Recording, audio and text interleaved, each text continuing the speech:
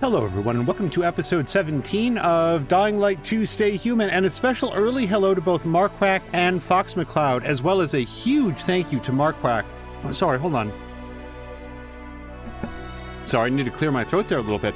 A huge thank you to Mark Quack for a 500-bit cheer before the episode even began proper. Hugely appreciated, Mark Quack. I hope that your day at work is going well, and your day also has been well, Fox McCloud. We're going to be jumping right back in where we left off, which is, as I recall, we're sort of like gathering up what we need in order to assault that central radio tower, or the tall tower where they want to set up sort of a centralized radio transmitter. I'll be interested to see how things go in the aftermath of that. There's been a lot of mystery set up in the plot about Waltz's decision to turn the power back on, and how all of a sudden there was a lot of movement among the power brokers in the city, but not yet a lot of consideration or, understanding of what it all means. Let's take a quick look, because it turns out that I have run through all of my various accessories, including, like, I don't know why my throwing knives are not there. I've got one boomstick. I should give it a shot at some point. It's like a level 1 UV bar. Like, I sometimes... Oops. Hold on. I wanted the throwing knives. Okay. And then we got this Mohawk hammer, and... Oh, wow. Our thingamabob is actually worn down quite a bit. I feel like the engine block lasted forever. Okay. Oh, that's right. And we did all of our stuff here, but let's just see. Okay, nothing better there. Nothing better here. This is a higher level, but I'm going to bet that it's not better. Wait, why is the background white, but the background on this is purple? On not the number, rather. The background is purple on both. This one is better in most respects. I'm just reading through this. It's better gear armor. Recognition time is, takes a little bit longer. It's not a big deal. I do like having the extra survivor sense range, but it's 4%. It's not that big of a deal. We get more damage resistance to human enemies and things happening during the day, but most importantly to me, an increase from 8% to 12% on two-handed weapons. I'm going to equip this. Yeah. That was here, wasn't it? Oh, it's telling me that I didn't look at everything. Well, now I have. Let's just scan over this stuff so it stops giving me the golden dot that says, yo, you have something new here. And there. Okay. If we can find a marketplace, I would actually like to do another metro station. I don't think that the metro stations actually take near as long as the one that I did. I think that I was just slow because I was doing it for the very first time.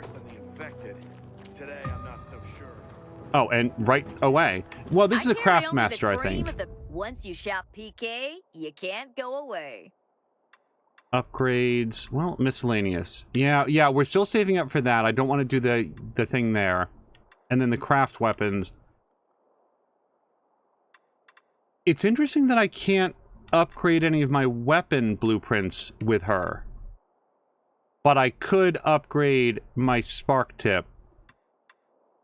I have a level 3 spark tip and a level 3 flame shaft, and then...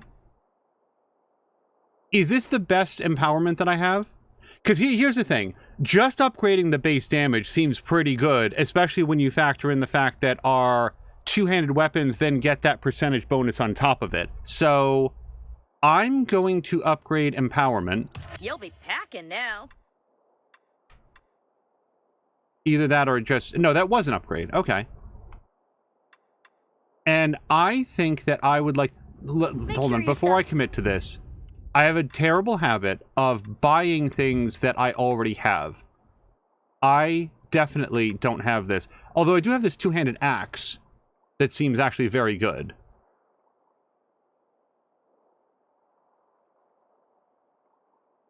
Okay, here's what we're going to do. I'm going to replace this. I like to have a couple one-handed weapons for speed. Every once in a while, there's like one of those hags that's like really difficult to pin down. But I've got two, and this one's only level 4. I got a little bit of frog in my throat this afternoon. Let's get our sign up. Yes, like that. And then also let's mod it. If I can. I'm not allowed to modify the sign. Possibly because it has so much damage. Okay. Well, I mean, that's fine. And then we'll have this as sort of a quick backup. As well as the sport bow, which is only level 3. But it is the best sport bow that I have. Back. What the hell is Supply doing? Delivering lamps? Right, Killian's Moonshine. That's exactly the quest that we were off on. We had gotten the Moonshine. Our goal for this episode was to start by turning that in. And as always, let me just refresh myself in the journal. On the PK ship, I met my old friends Jack and Joe, incarcerated and apparently suffering. They asked me to bring them their moonshine. Alcohol deprivation was becoming unbearable for them in that place. The code of the safe where the moonshine is hidden is the year of discovering America. Which we found out was 1492, which I sort of thought was the year that Columbus originally set sail, and I always thought that maybe it took him a while to get across the Atlantic. Not like 2 years, that would be a little bit much, but I still thought it took a while. Thought maybe like 1493 or something, I don't know. And also, as we talked a lot about in that episode, hello to Patikan! Columbus is not the first human being to set foot on North America. I have the moonshine you asked for. Finally. I hope it helps you. Oh, it will. Thanks. Just don't get caught drinking it, or they'll flog you. They can go fly a kite now. Why's that? Doesn't matter. Thanks for the help. Take care, Pilgrim. You too. So, for the record, it's either incendiary or explosive. PK engineers are working on alarms and electric traps. Oh, I thought they might be starting to say something. Okay, let's look at our journal. This is our story quest. I'm not anti-story quest for sure. We needed grappling hook. There's going to be some of these things that we look through a bunch of times because I never remember that. That's the paraglider challenge. I don't like that one. Book Club 1. I agreed to help Albert, the librarian, with an unusual task. I had to find the world's most valuable works of literature in order to preserve them for future generations. I thought our chances against renegades were pretty good. Now, if the sun goes down, which at this moment, as of this sentence, it's like 9:30 a.m. If the sun goes down, I might reverse course to find ourselves a metro station because I like having fast travel options, even in games where I don't wind up using the fast travel. Plus, we took a lot of stuff out of that metro station. Hello to Jab! I believe it took 3 or 4 months. They did not understand the trade winds, of course. And he probably left, like, spring or summertime, Jab. Like, I can't imagine that they would have wanted to go on what they expected to be a long journey. Hold on. It always takes me a little bit to...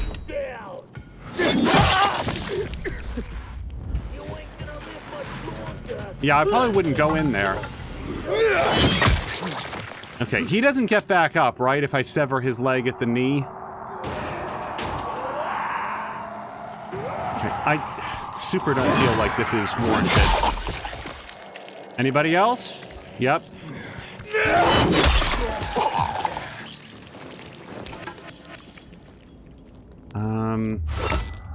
There was a scratch mark I was looking for. It was... I didn't engage these guys just for laughs. I don't know why I said it that way. For laughs. I don't see the scratch marks anymore. So we might have lost that opportunity.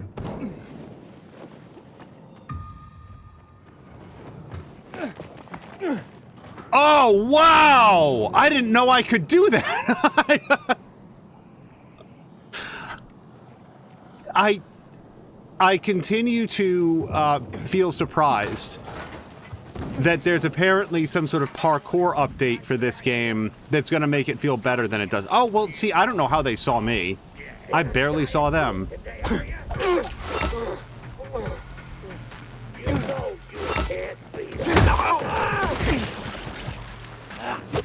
Oh, I really tried to dodge, not dodge, block, parry. I'm slow on the parries today.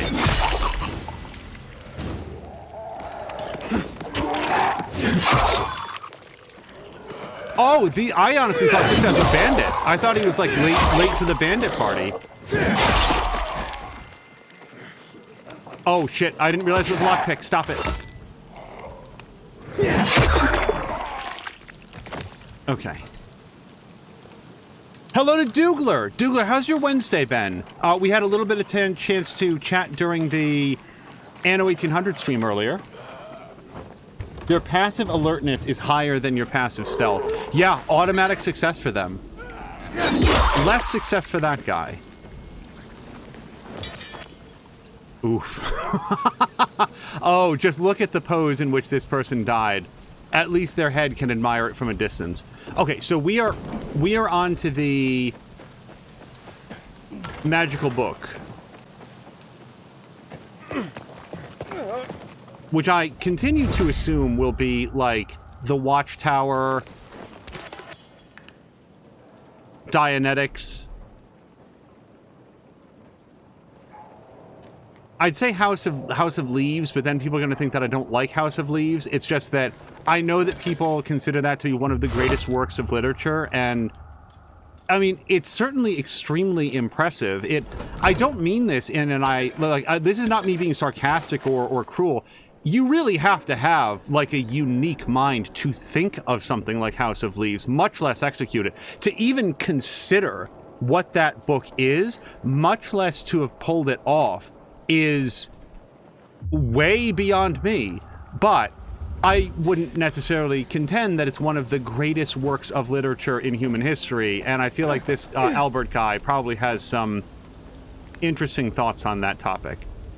Okay, so we can see that there is somebody in there.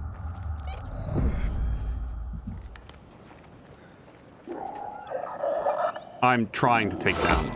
Well, that didn't go well. Now everybody's going to be awake. No! That was a silent axe swing. Ish.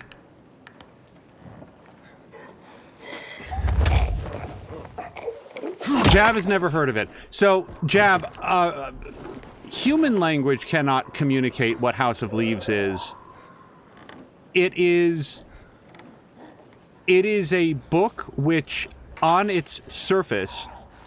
Come on, man, really? Hold on. He somehow may not have seen me. Zombies don't perceive light very well. It's a book which on its surface is very different than what lies beneath. Let's say that there's a lot of layers to House of Leaves in a way that people have spent a lot of time in the years since its release trying to make sure that it has now been fully decoded.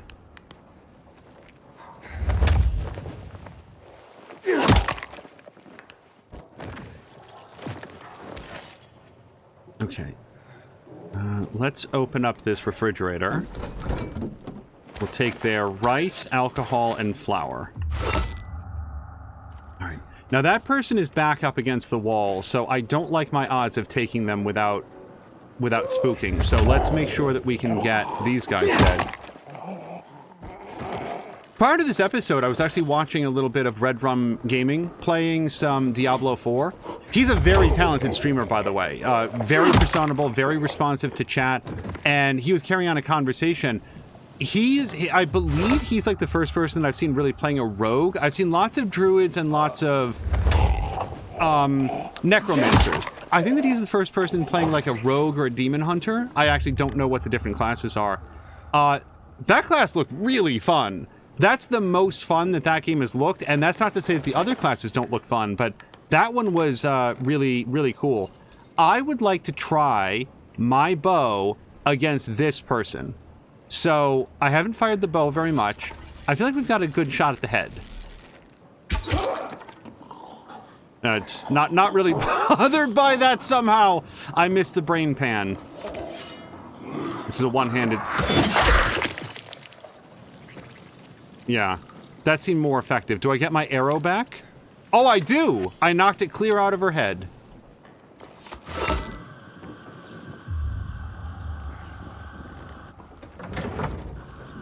Jav is gonna go look it up. Yeah, I will also say that I don't, at least for me, House of Leaves is not a book that can be spoiled, because I feel like if I were to try to read it myself, I would find it impenetrable and never ever be able to pick up on the apparently unlimited sub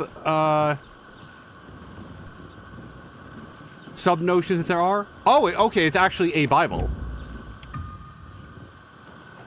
The Bible may not have the resonance for me that it has for some people, but I could easily understand this as being considered to be one of the most important works of human history. I honestly thought that there was going to be like some joke titles in here.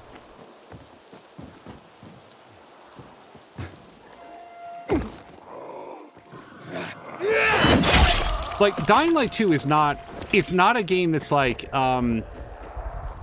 excessively serious, but neither is it excessively, like, flippant either. I would like to get whatever the... Ooh, boy.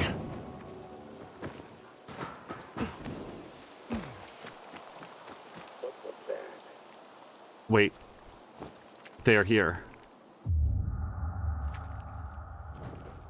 Can I kick them from here? Do you think that I can kick them? I really want to try. Hold on. My drop kick, is it is left bumper, right? Have I forgotten this? Let's go to skills. It's an early skill. Air kick. Look down at an enemy and hold left bumper to execute. I feel like I spent multiple times in the last episode not doing this successfully, so... Damn it! Well, I mean, I guess I did kick him. It's just that I lost 2/3 of my lives in the attempt.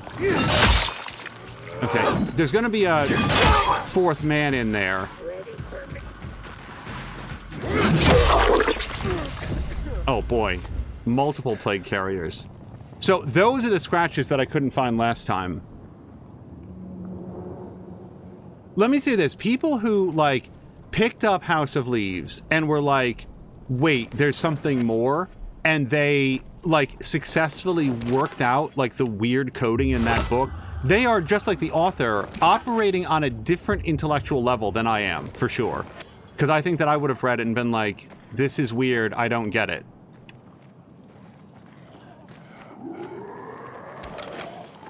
Oh, you know what else? Hold on.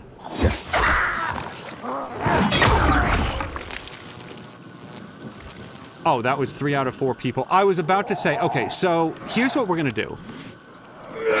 Before the end of the stream, I need to go get some more bounties. And I would actually like to look... I'd like to do that early, because I'm giving up bounty time. We could be, like, getting bounties.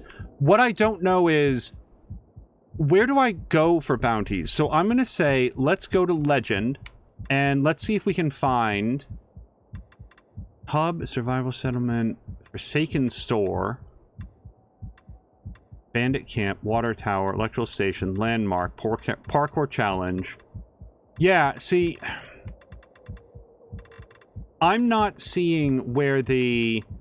Well, okay, so how about this? What if we remove everything that we know it's not? Like, it's not going to be a trader. No. Combat Challenge. Let's take all the things off the map that we know the... bounty person is not going to be, and then maybe what's ever left over will be it. I'm going to leave unknown location on. Let me leave the settlements on. And I'm going to leave the rest of this stuff on. So what do we have left? We've got the various, like, site locations. Nighttime missions. We've got this person who's like the hunter, and that's different. I don't object to taking those. But it's the, maybe you don't have to go meet them. Maybe it's just come over here and do this stuff. The thing is, when we talked with, whoever it was, this person, he has a name. It's not listed here. Harper. When we talked to him, we took missions directly from him. Didn't we? Vox McCloud is saying, are we watching a replay? Didn't you already do this? Well, there's multiple, they refresh the bounties like every day and every week, and Harper's regular mission completed. You can get a regular mission ticket from Harper, but I don't know what that is. So how do you know where to go for that? Let's look at map again. So I know that I'm looking for Harper now. Oh, wow. I don't have that location unlocked. So there's a metro station that I can get. Oh, look at that right there. Okay, so New Dawn Park. I want to go here because I really want to get, like, whatever the current bounties are. Oh, but look at that. We're right there. Okay, let's do this second, then. And I'll just have to remember that I do want to turn back on the map things. Just give me a hug. Jav saying, not my kind of thing now. Probably would have been interested 20 years ago. In, like, House of Leaves? Yeah, I feel like maybe at a time in my life where I had, like, a lot of time to sit and do it. Like... Hold on.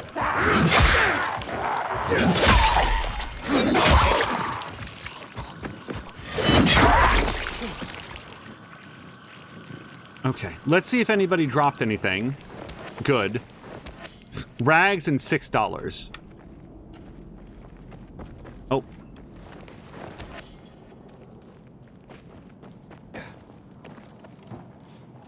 I'm gonna assume higher is better. The other thing, so, like, I know that I talk about this particular element of this game a lot.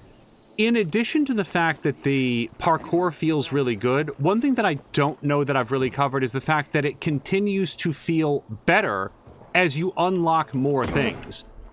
And, like, again, you might think, well, duh. Except, it felt so good from the start. I was like, wow, this is really, really well made. Okay, we're gonna try to get around behind this person. It's a good thing that zombies don't have to worry about their lower back seizing up, because if you pivoted, if you sort of folded me over like that for 8 hours, I would not stand up straight again.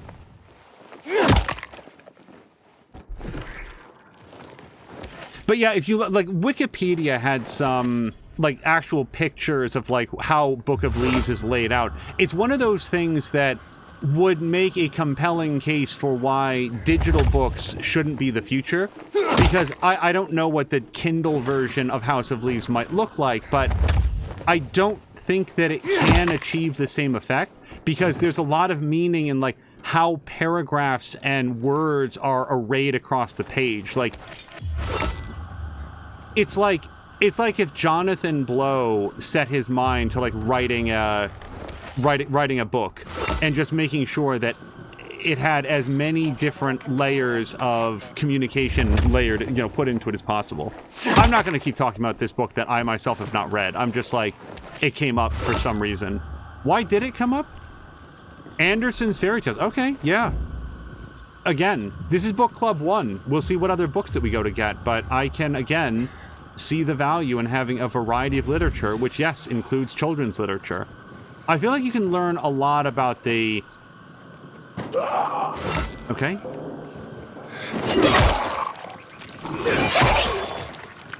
The culture and times of people by the parables and fairy tales and lessons that they are teaching to their kids. So, now we've got... It is 1 o'clock. It's 1:30 rather. Let's...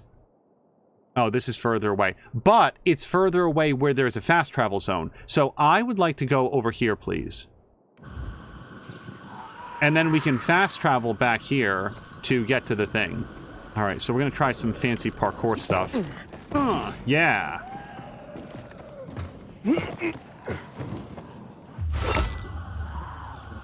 I don't need that backpack.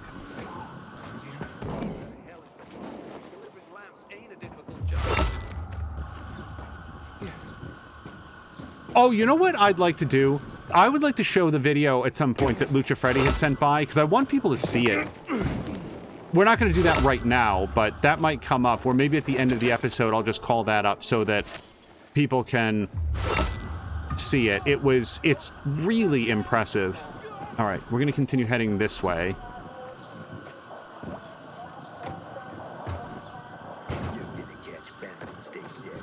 I have unused inhibitors. I'm glad. I'm legitimately really glad that it tells me that because I am not usually paying attention. Let's upgrade our health. You will be promoted. Chicks will be throwing themselves at you. They said you will be respected on the street. By the way, Jab, I know that you and Drienne share some interest, share some similar interests in books and stuff. I've heard that they might be back online soon with a working computer again. I certainly hope that is the case.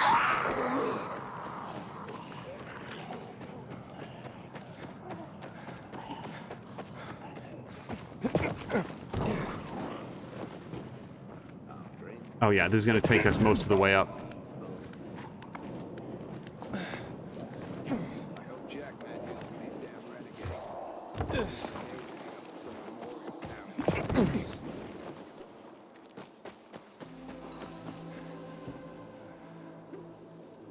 Okay, I'm pretty sure it's up there.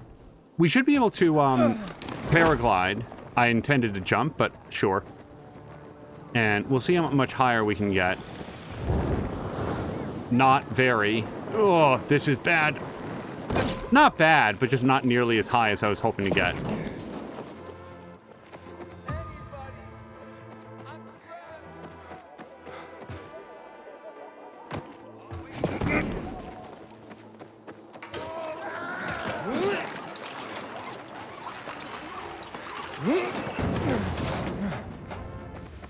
And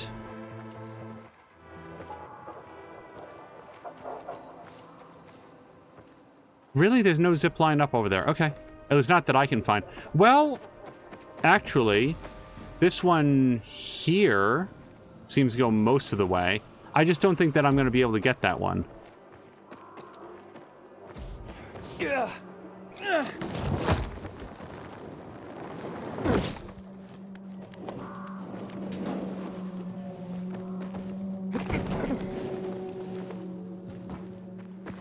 Yeah, it turns out I really like the moves. I wonder how early into the game it unlocked the ability to, like, climb partway up a wall and then pivot and then jump towards another one. Also, I'm sorry. Oh, is that where I thought it was up high. Okay. Feel a little embarrassed, but whatever. We're here now.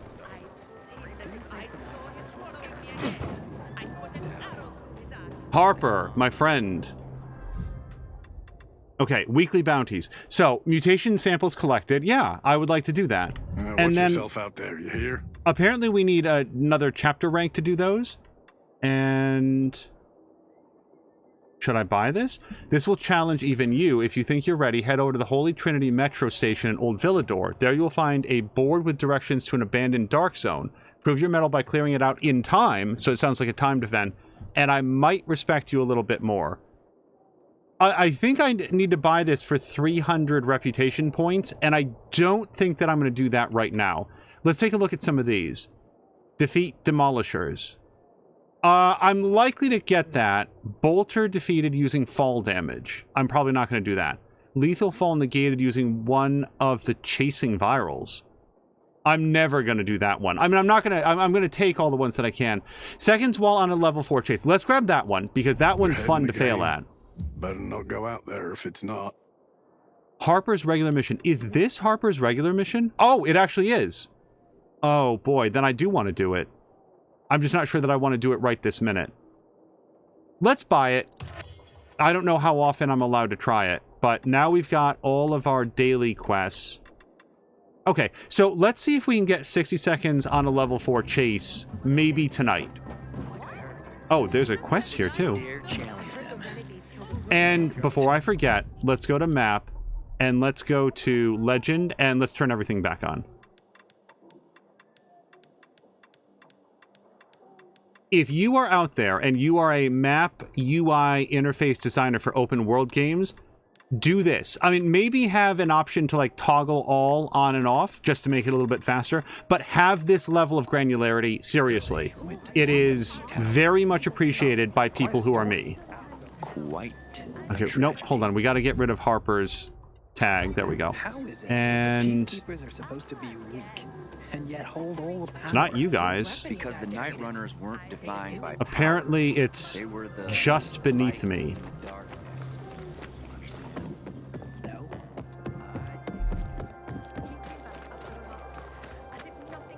Quest marker is... Oh, now it's 14 meters above me.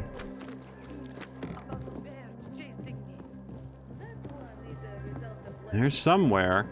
Yep, still above.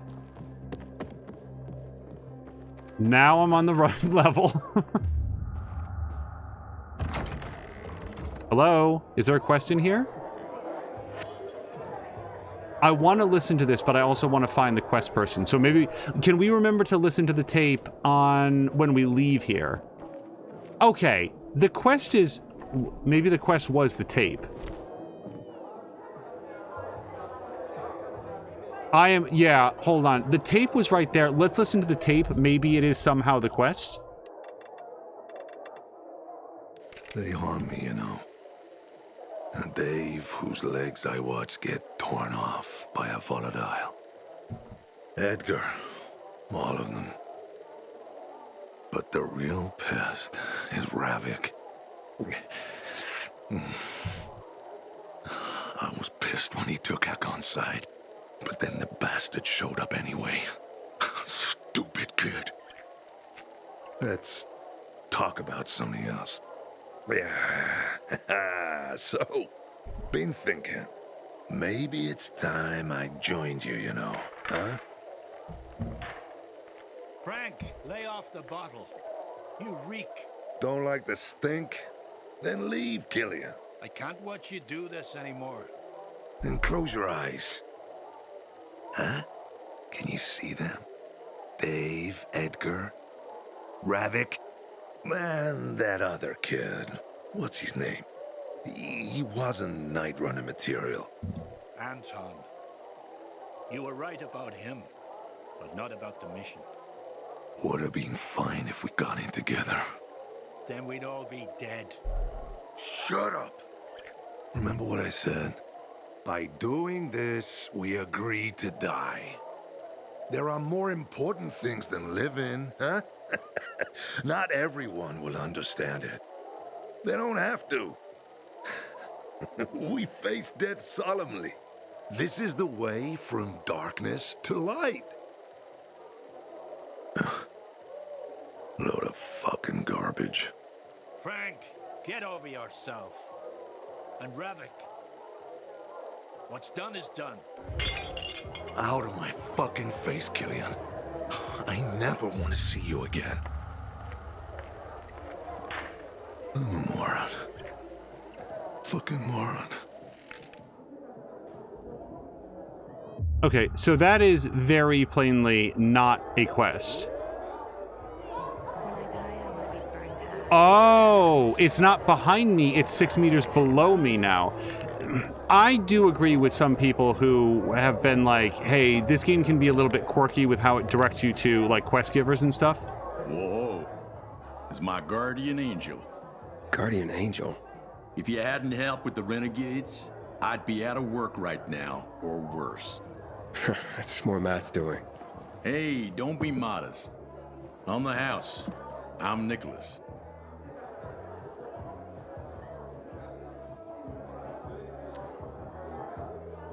So, how do things work in this place?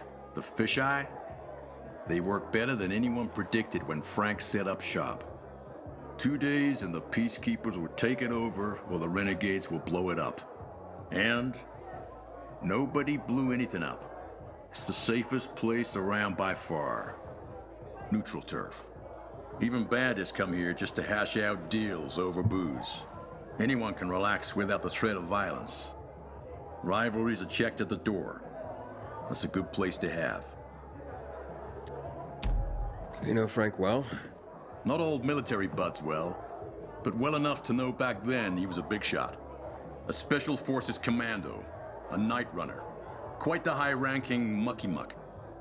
Until one mission, he led people into the television tower. Ended in a massacre. After that, he ditched the uniform and started the fisheye. took out a new lease on life, but he became a haunted man. Frank relives that tower mission, start to bloody finish every day. The booze helps him get through it all. I've seen him on a bender. Drinking like that isn't helping him get through anything. Then imagine what he's like when he's not drinking. Tell me about Luan. Frank says women like her were given call signs based on cocktails. Bloody Mary, Margarita Rocks. Luan is hot shit with a hot temper. You do not want to get on her bad side. Cross her once and that's it. Game over. Wait, was that the name of, was that her call sign? Hot shit with a hot temper? Because that seems like it would take a lot longer to communicate over the radio than just saying Luan. I gotta go. Wait. You interested in making a bit of money? And how would I do that? It's a simple job. There's a metro station under the fisheye. Used to be UV lamps in the metro that kept the infected at bay, but they stopped working because every tunnel and station is infested. What happened? Might be the lamps, but I doubt it. We've replaced them recently. Maybe something cut the cables. But what? It's not like the infected bit through them. It'd take a lot of biters to accomplish that. On the other hand, heard a couple stories like that. About infected who work together. Somehow coordinated. As if they're smarter than we think. Once, this guy at the bar told me he fell into a trap. He claimed a group of biters herded him into a dead end in a dark zone, intentionally. They didn't act like a typical mindless swarm. Said he only managed to survive by climbing onto a trash bin to reach a fire escape above the pack. But no, I wouldn't put much faith in that. If that were possible, I think we'd see it more often. Could be a blown fuse. Best bet would be to start at the electrical room. So, you want me to turn on the lamps? Yeah, get to the electrical room. For all we know, could just be a blown fuse. If so, you could just reset the main power supply from there. Before you go, got a little something that'll help you out. A house specialty. Guaranteed to warm those biters' bellies. Just a bit of house hooch, a bottle and an old rag. But powerful stuff.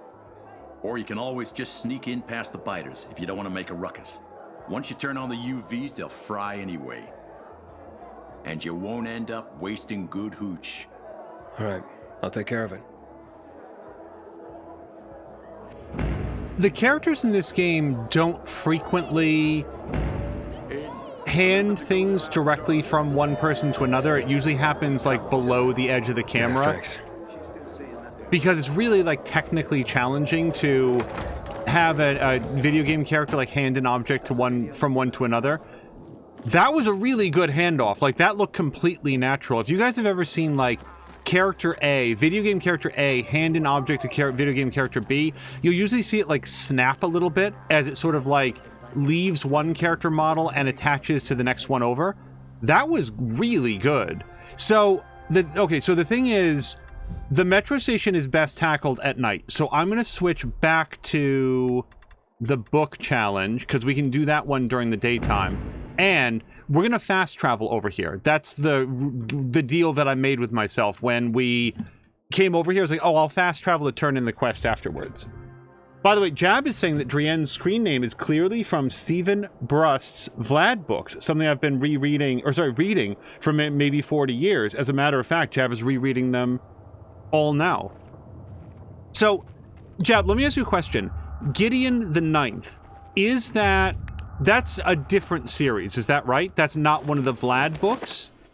And this is a question because, like, I want to read Gideon the Ninth, but I don't know if it is the same series that you and Drienne have referenced. One would rather enjoy his caviar than take care of that lamp. Okay, so this should be... Wait, let me just double check that I didn't choose the wrong one. Okay. Albert, I'm concerned that Albert might be a little bit difficult for me to find because he was difficult to find on the first pass. But if you follow the signs to the library, once you know what to look for, he's easy to find. I hope. Let's go down here.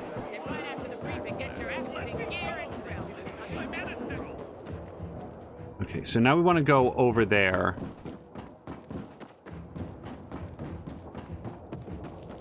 But there's going to be like a... Yeah. Quarters. One. Workshops. Okay, there is a sign to the library. Here are your books. Not my books, dear boy. Our books. Humanity's books. The world is collectively sighing right now due to your efforts, and it doesn't even know why. This tale, your tale, will be the next great epic, and it's only begun. Ah, the Bible. I mean, well, that's like the book, right? Few books have shaped the world as profoundly as the Bible. Hans Christian Andersen and his fairy tales. Powerful stories of virtue and resilience. Children's tales, yes, but containing wisdom for all. You have just rescued the collective unconscious of the Western world. Thanks to you, the fire in the belly of humanity burns brighter today. Let's stoke it more, shall we? Thalia there is my associate. She helps me track the collections around the city. She will point you to the next locations as I catalog the books you bring me. I brought you 2 books. Is that going to take that long to catalog? Hi, Aiden. I'm Thalia. So, you're the pilgrim Albert told me is helping us rebuild humanity's library. I am. Albert's a wonderful man. I only hope others will appreciate what he's trying to do. We're not in the middle of the Renaissance, you know. Few people read. What about you? What about me? Do you read? Of course. When I can. Not often. Then tell me what you think. Between the Bible and Hans Christian Andersen's fairy tales, which would you consider a better guide to human behavior? The fairy tales, and I'll tell you exactly why. They were written more contemporaneously. The Bible is... So there's a couple points. The Bible was originally authored by apparently a variety of people a very, very long time ago, and since then it has been adjusted and updated and translated and retranslated, whereas the fairy tales are...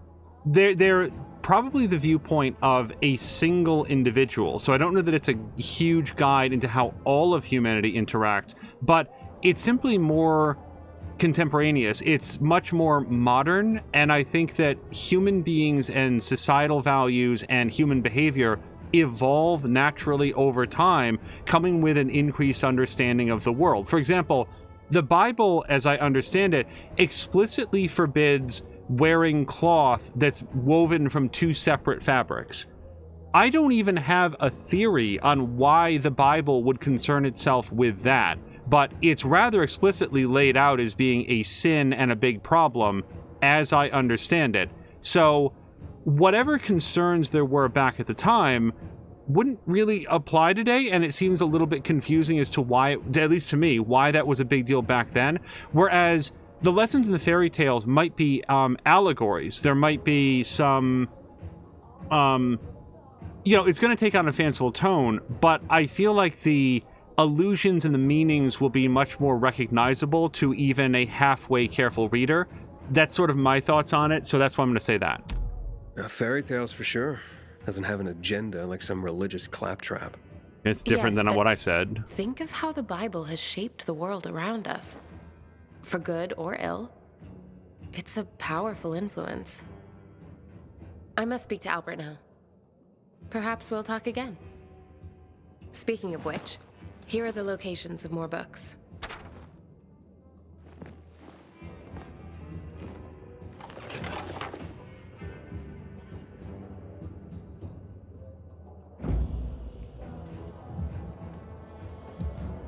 Okay, so let's go out of here. I don't want to be too like hyper specific about it, but I don't know that the Bible has an agenda. I feel like a lot of people who reference the Bible and talk about the Bible and tell you, okay, these are the parts of the Bible that are serious, and these other parts of the Bible, that's the part where they were just kidding. So here's the parts of the Bible that you should definitely listen to, and this is extremely important stuff. But this other stuff over here, you can just disregard that. That's not as important. Those folks definitely have an agenda. As a historical text, I think the Bible is really interesting and extremely valuable. As a guidepost on how to live a good life, I don't know, I'm not qualified to answer that. That would be for each individual person. But I don't know that I would hand wave aside the Bible as a work of literature as being quote unquote like just some agenda. Also, Jab did answer the question. He said, the only books about Gideon, the character, that I'm familiar with are Warhammer 40k books, and he's an Inquisitor. So, Jab, what is, and I'm actually making a note. I just wanted you to know that while she was speaking, and I was listening, I did write down a note for Vlad, Warhammer 40k. That is probably enough for me to find it. Now, there were not scratch marks over here the last time. Let's see if there are this time. Oh, wait. B to cancel. Okay, now, I do have precision shot. Oh, whoops. Here I come.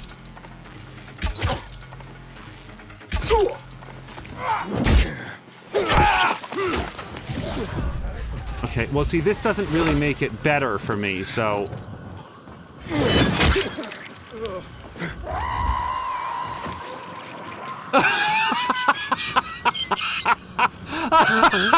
Sorry, stop!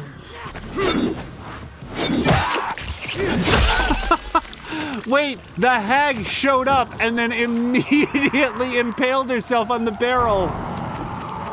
Oh, that's wonderful. Okay, I gotta go. There's like a million zombies coming. Okay. We're only going to look for books until the sun goes down, which is not long from now. So I do want to keep one eye on the clock. Where are we headed? So number 2 is actually very close. Darn it. Because here's the trouble. I'm pretty sure that I've asked Jab in the past, like the Gideon books, because like 2 people that I really like are like, have a connection over this book series. And that makes me curious to know more. So I would like to read these books, but I don't want to keep asking Jab what they're called. So this time I shall write it down.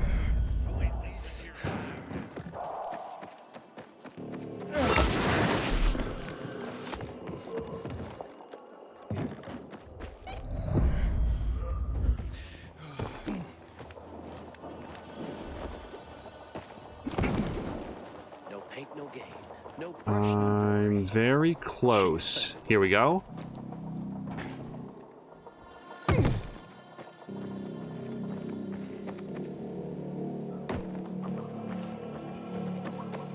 Now, as we go down here, I'm aware that I might need to be up on a higher level to actually gain entry to the building. But I usually start by, like... Okay, here we go. Just inside is where we start, and then we'll work it out from there.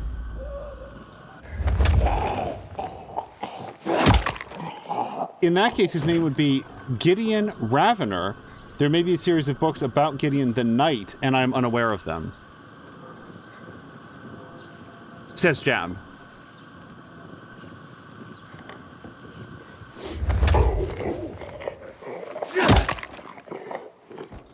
Also, I've been running around with partial health for a while. I need to upgrade my bandages, because if you took a look, these might not be the bandages that I made. They might be the ones that I've been picking up around the world, but it's still not giving me very much. I would like whatever's in that refrigerator, and I don't know that we can choke this. Okay, we can.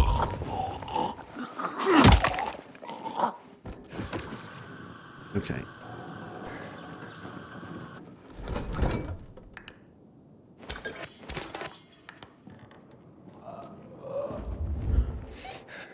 Okay, we are inside the quest area.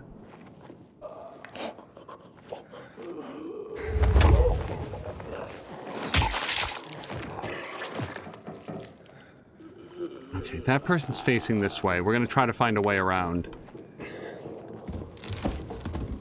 If you're looking for the Vlad series, I would just type Brust. Hold on, let me write that down.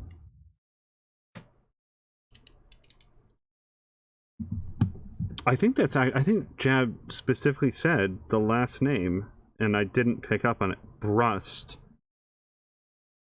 And Vlad.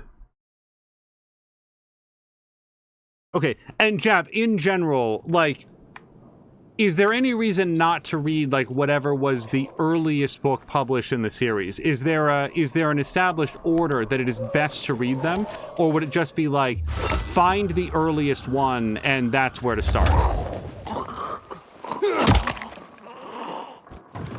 Can I also do a shout out for games that let you, like, do this sort of, like, back choke and either immediately grab a hold of the person or drag them someplace while you're doing it? I want to say that, what's it called? Last of Us. I'm pretty sure The Last of Us allowed you to do that. Hey, the Epic of Gilgamesh.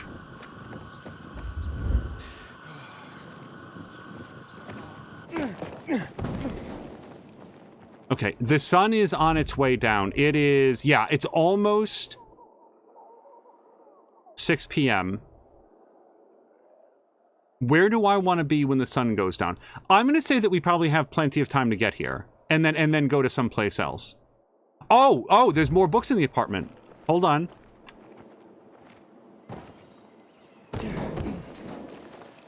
We're not done.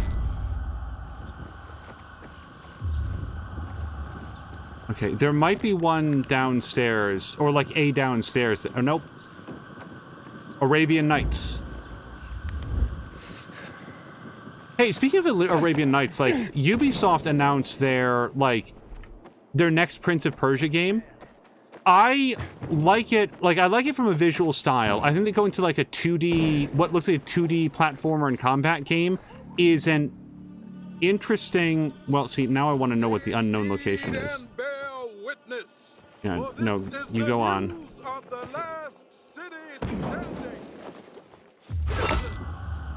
It's, I guess, interesting to me that it feels like they are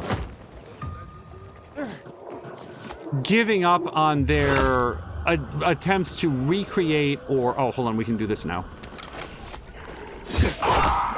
There we go.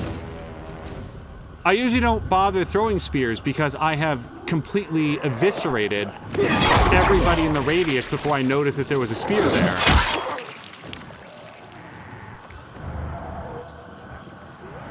Mega Store America.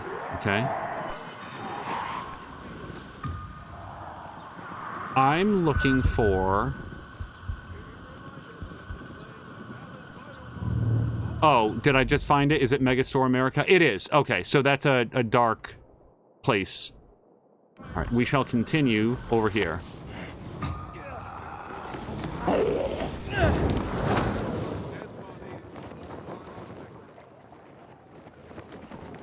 Up, up. Oh boy.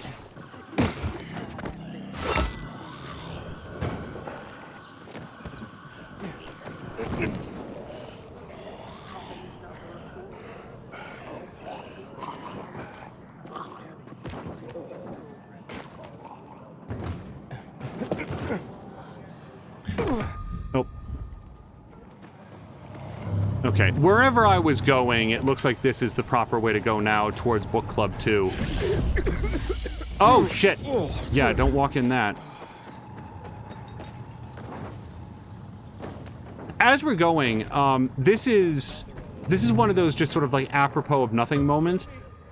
Many episodes, like months ago, I opined on the fact that generally speaking, I really like pixel games.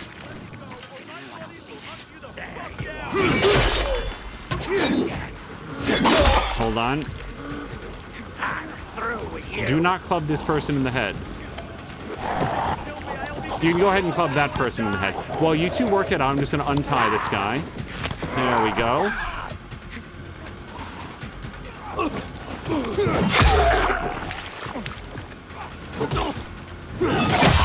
Damn it! That's exactly what I was trying to prevent from happening. Thanks.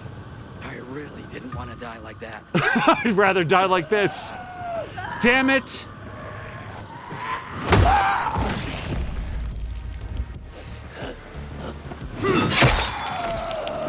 Well, I didn't save that guy.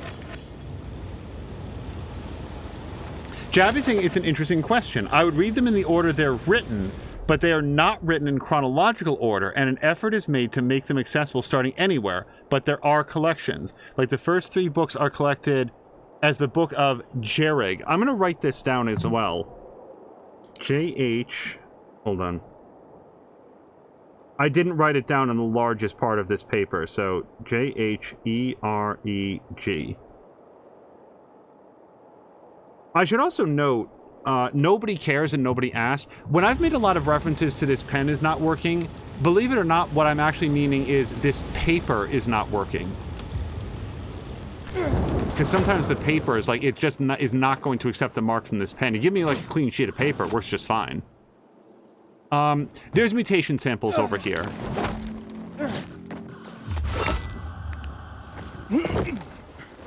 Yeah. Boy, I mean, I did have the flashlight on, but they really keyed on to exactly where I was immediately.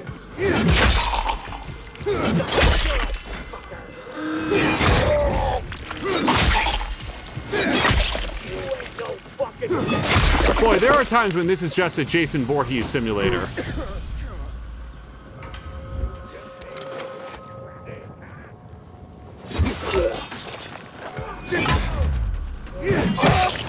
I also want to note that, like, I will absolutely do the parkour combat when I have an opportunity, and maybe, oops.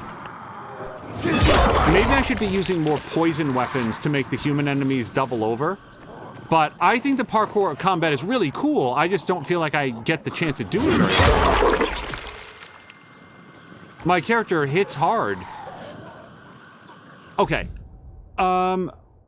It is... let's see, what is that? 7 o'clock? The sun is going to be down by 8 for sure. So, I would like to do Rats in the House, because I wanted to do a metro station anyway, and now I've got a story reason to do this one.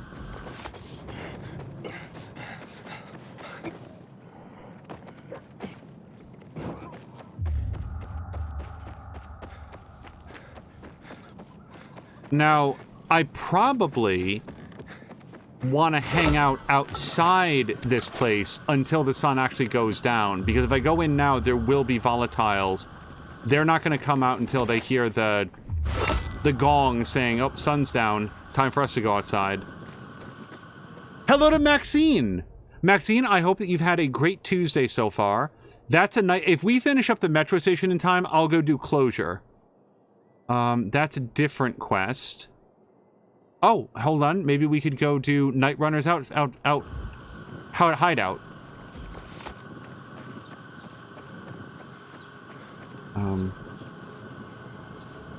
Oh, is it, actually, this is usually the sun is going down sound.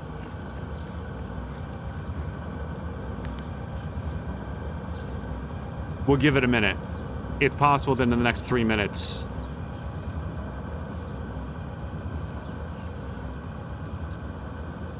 Come on, give me the nighttime gong. Ba-doom. There it is.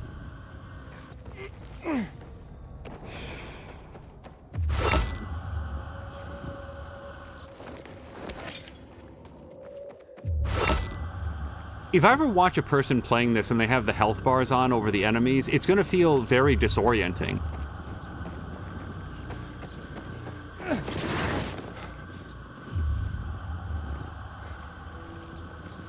Okay, these guys are asleep. They didn't feel like going outside with their friends. And that's a really good barricade, like, in terms of, like, how am I going to get past them? Shining the light at them is probably not going to help.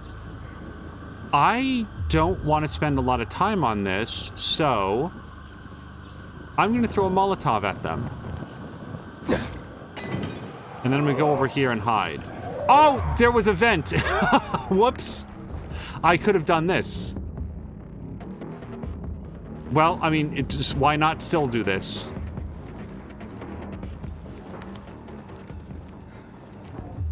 They don't know what happened. They only know that one minute they were asleep and the next they were on fire, which for zombies is just kind of a little annoying.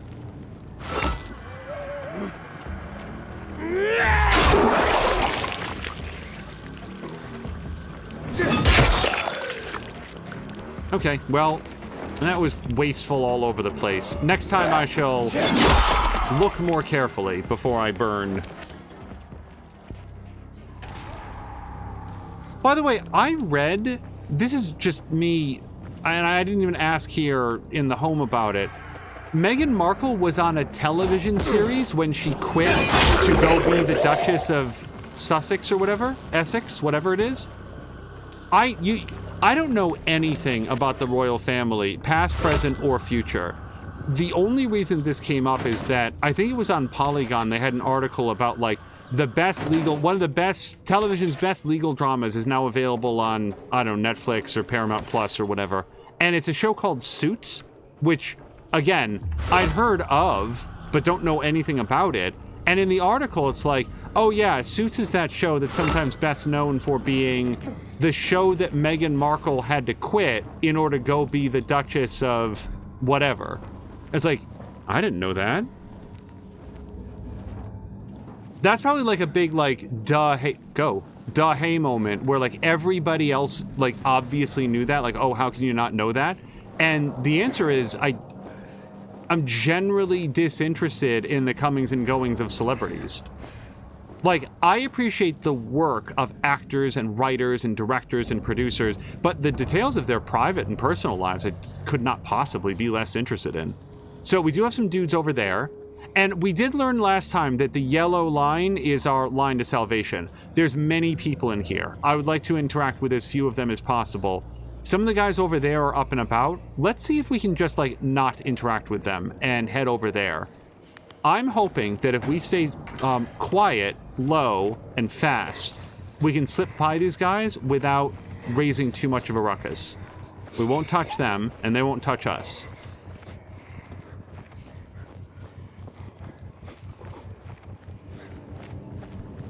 The 5 guys, when we showed up, they were too closely packed.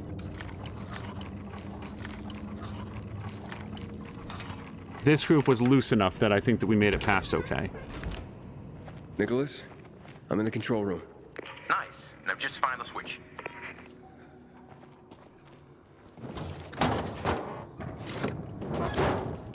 Nicholas, the switch didn't work. Damn it. There's another way. Up for giving it a try? Let's finish this. There should be an electrical room with military generators further below. Look for an elevator. Maybe you can go down the shaft.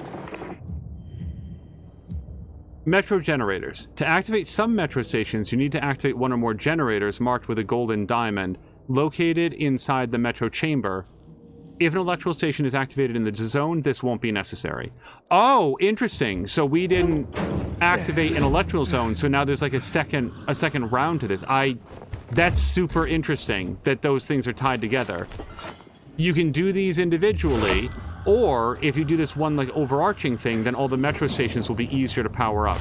Now, before we go too much further, I just wanted to take a quick look around for any additional stuff, because as we know, when we turn on the electrical room, then all the loot in the place is going to evaporate. So I'd like to just make sure that we take a sweep and get as many warm high tops as we can.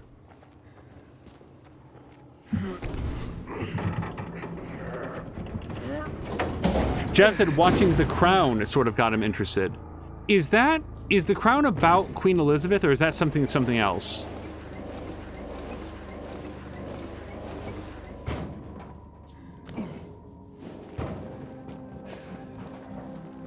What are military generators doing in the metro?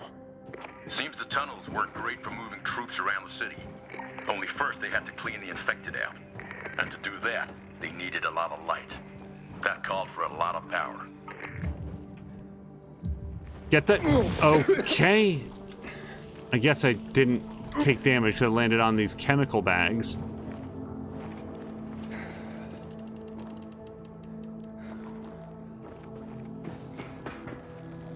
Okay, we do not... Yeah, we don't want to walk in that. The floor is lava, except in this case, the lava is made of poison chemicals.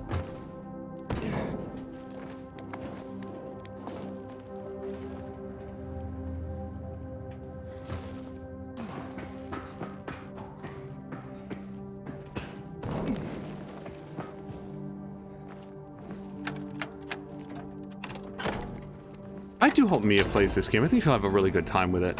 Lots to loot, lots to smash. Lots of exploration and parkouring. Okay, so... Oh, there's bars to swing on. I was about to say, that's going to be too far to wall run, but...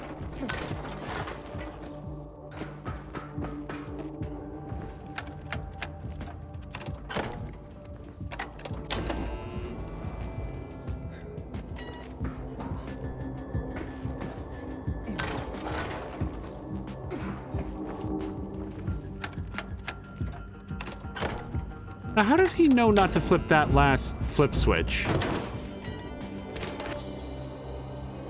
I would just sort of assume that they're all important. Okay.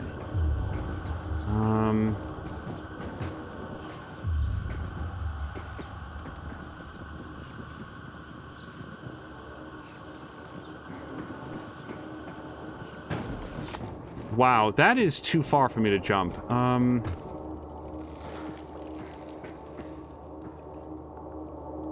Can I?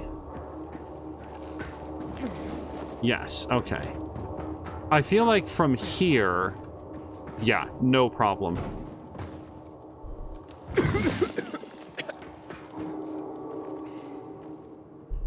So I think this is the, like, are you sure you want to do this moment?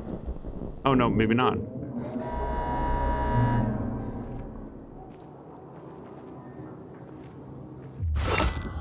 It might be this, like when we go to push this button to leave, we get an express elevator back up. Yeah. Oh, by the way, Jab, I don't think that like strategy games are necessarily your thing, but did you see anything about Dark Descent, Aliens Dark Descent? I guess that game is like, it's not being sold at full price, like it's by full price. Its full price is $40 as opposed to like 60 or even 70. And it's got some sort of like cringy dialogue, people have said, but from a tactical and strategy standpoint, it sounds great. Like, would probably be something that I'd stream and not so long into the future. Okay. I don't see anything, any other like lootables to loot, so...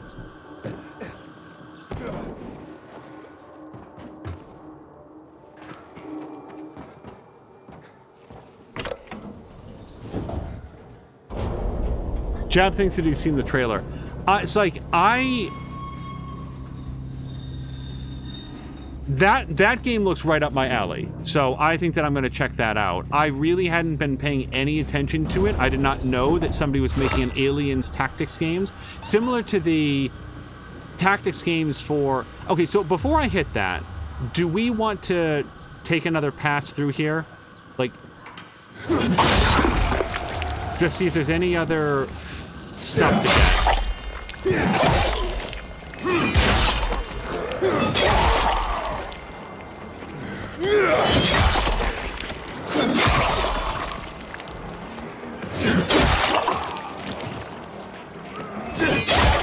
I love it when a game comes out that, like, I wasn't following the development of it, I wasn't anticipating it, I'm not sitting there counting down the days, and then it comes out, it's like, oh man, that looks pretty cool. So I'm actually pretty low on immunity. This metro station seems a lot less complicated than the last one that I went into.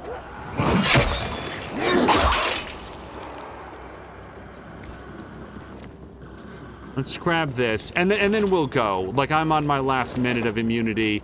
I think that we're going to turn on some UV lamps based on the description. So let's hope that this makes me okay, and if not, I'll have to take an inhaler. Okay, I need you to stop doing that, because I need to throw this switch.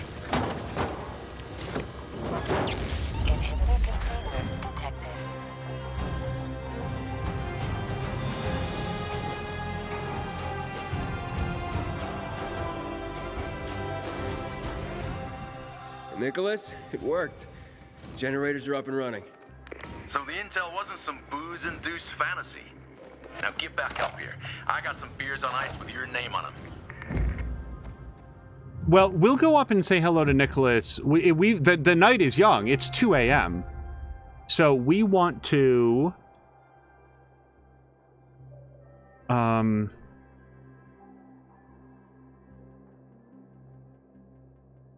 kind of want to go do this. I thought there was another night mission that was close by, but I don't see it right now. We wouldn't have time to do like a GRE zone right now anyway, so...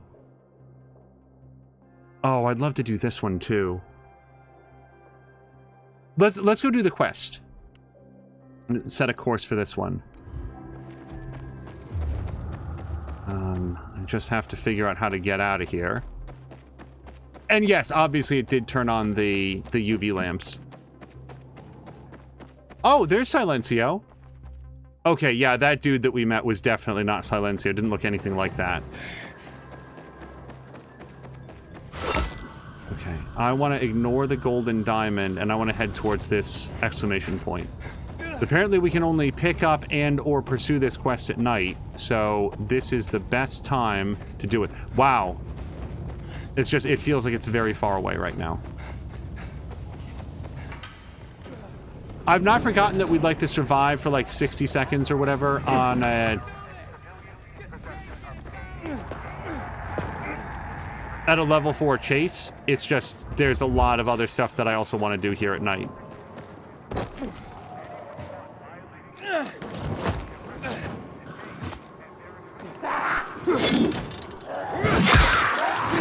And yes, I do want to get the healing stuff. I could have 999 potions. And I'm still going to stop and get all the crafting materials, because in my head, you just never know. You never know when you're going to need to huff some shrooms. Anything else? Oh yeah, the bird feathers. Nope. Oh. There we go. Okay, I'm going to assume that's most of it. I don't want to lose our chance to pick up or interact with this quest. And you know they're going to talk for a minute.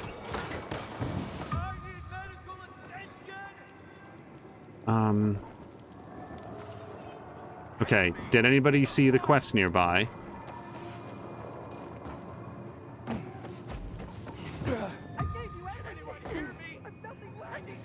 I have a feeling that the quest is not actually available during night. So we can go get this encounter. We might be able to do a metro station while it's... Or this. This wouldn't take too long to fight.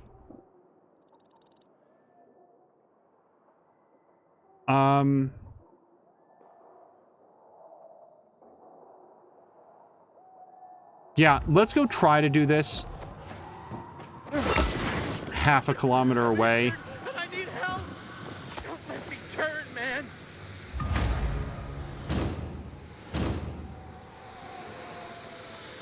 Okay, we helped you.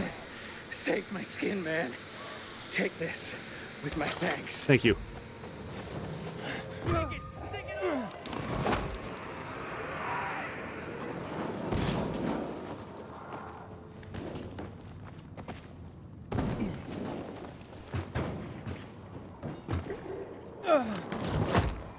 Yeah, I would prefer not to make the acquaintance of any of those howlers.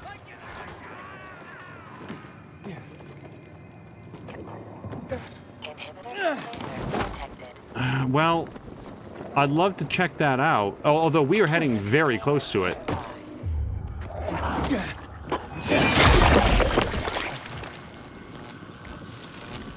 I mean, the inhibitor container is very nearby.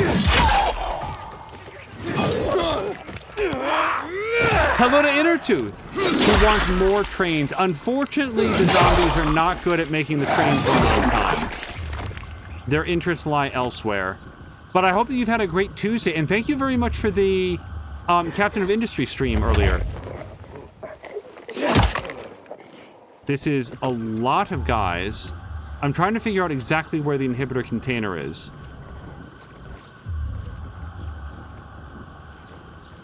it's close. Yeah, very close, especially when I move in this direction. That's gonna hurt. Okay, it is there. Is this something that I need to... Is this like a person to fight? Because it's not common for an inhibitor container to be inside of one of these GRE trailers and just totally...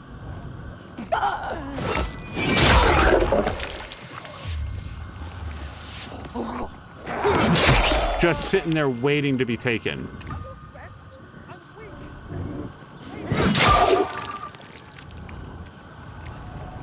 Intertooth is going to semi-lurk. Well, Intertooth, thank you very much again for the for hanging out, and hopefully we'll see you a little bit later too. Yeah, this is not really something that needed to be done at night, but I'm not going to pass up the opportunity to get an inhibitor container just because I want to go risk my life attacking some weird anomaly.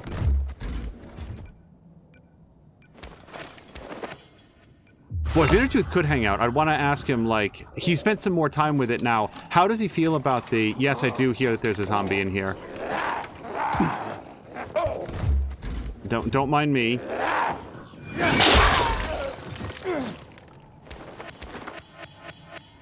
I would have asked him what his opinion of the updates to Captain of Industry is, because he seems to be really enjoying it, but I wouldn't want to, like, speak to him. Oh, hello to Moo! Moo, any word from Grumpy on his first day of work? Or his first day back at the same work? Different, new position at the same job. Okay. So, that was a fun accident, but now we have to get on with our detrimental purpose.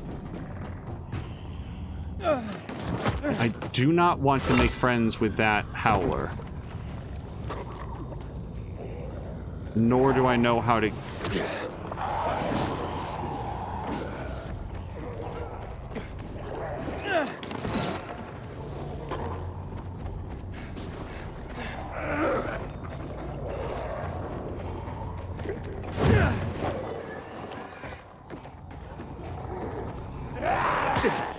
as long as the howlers aren't screaming, we're doing okay. Okay, there's actually a howler right there. Can I sidle a little bit? We'll turn off the flashlight. Maybe he won't hear us. Maxine's giving everybody a kind hug. Go up. I would like to be off of ground level if possible. For whatever reason, the howlers do not deal above the shoulders. They see you if you're at ground level, but otherwise you are invisible to them from a little bit of a height. Okay.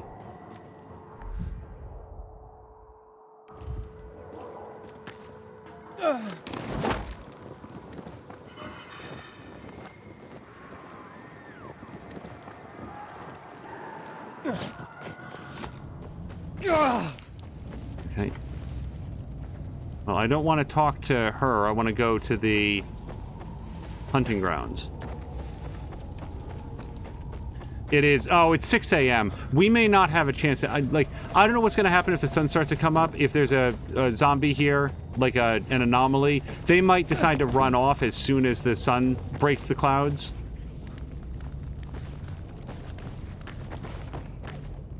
Moo says that she's heard from him a couple times about kid and house-related stuff. He seems to be in good spirits. I can't wait to hear how it was after he gets home tonight. Yeah, as I said to him, Moo, this morning, like, best of luck to him. I hope that he has a great experience. Okay.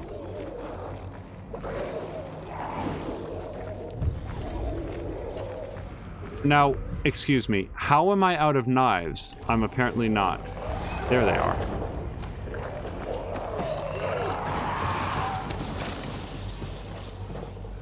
Yeah, that's the guy I want.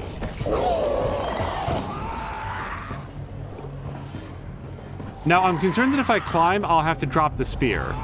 So I'd really like this guy to just poke his head out.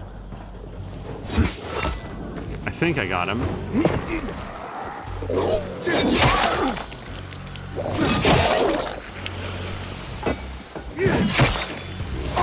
My weapon has been destroyed. That's not good. Oh, well, I've got the axe now. It doesn't have any flame or whatever upgrades. Get up.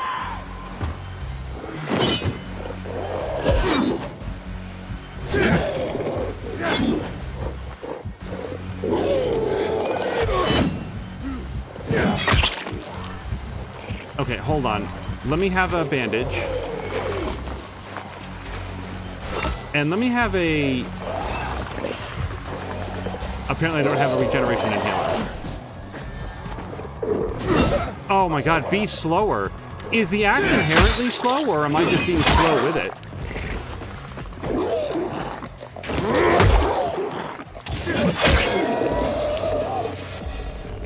Okay. In before the dawn.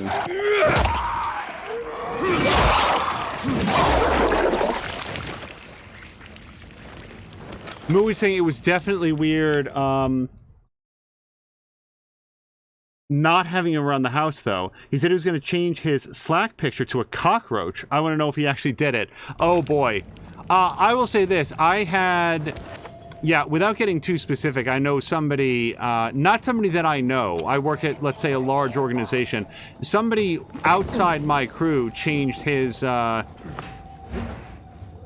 image. It was actually the background image to something that they thought was funny, and the boss's boss did not find it amusing, and it was summarily changed. But I feel like the cockroach picture is sort of like it's a joke about Grumpy being tough to get rid of, I think, and coming back and continuing to do what he does, because he is, after all, very good at what he does. So I don't know that anybody would have an issue with it. Okay, that is not one of the generators that I start, and this is an immunity booster that I pick up. Anything else in this room? Oh, that's an oil spill, yeah. Okay, that was a pretty good night.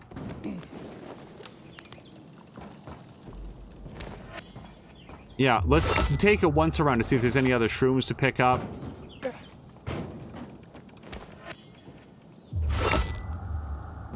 No, that went swimmingly. So, okay, so it's daylight again. Let's go back to what we were doing with the... We could turn in the, like, bartender quest, the Metro quest, but let's go see if we can find the other book club. I gotta say, this axe, it might do a lot of damage, but it feels much more unwieldy than the other weapons, the weapons that I've crafted myself, for example.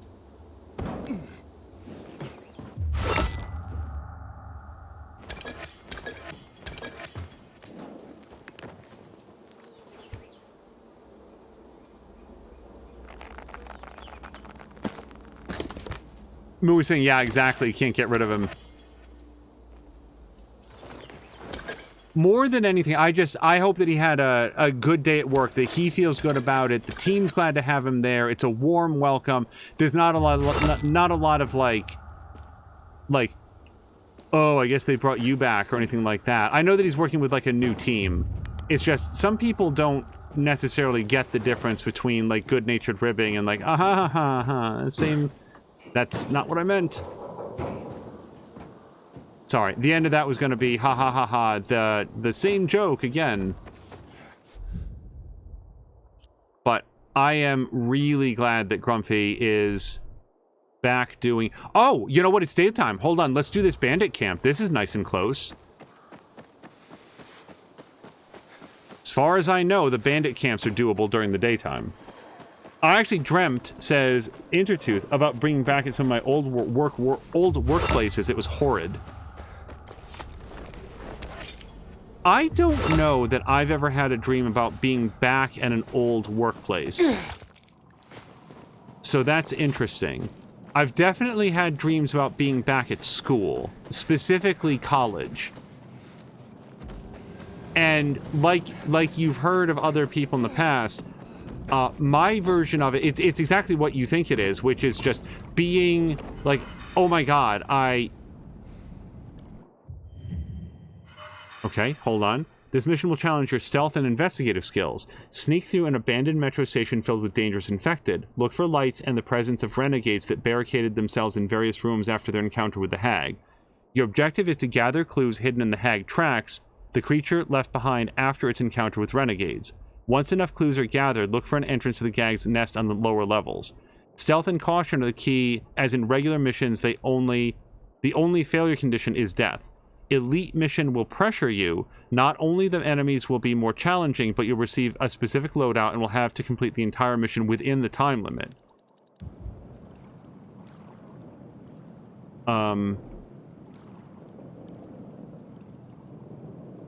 Well, I don't have the Huntress's Elite mission ticket. So I don't know that I can do that. Yeah. I can't press A. So this will be marked on the map, and now I know a little bit more about it.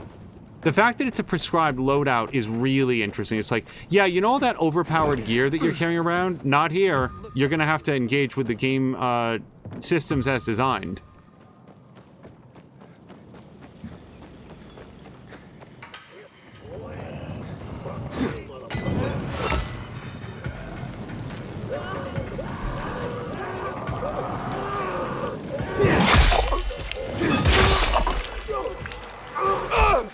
Okay.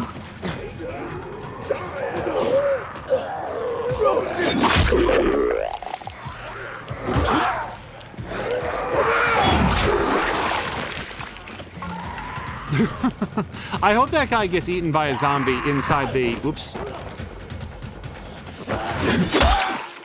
Cloud. Alas, it did not happen.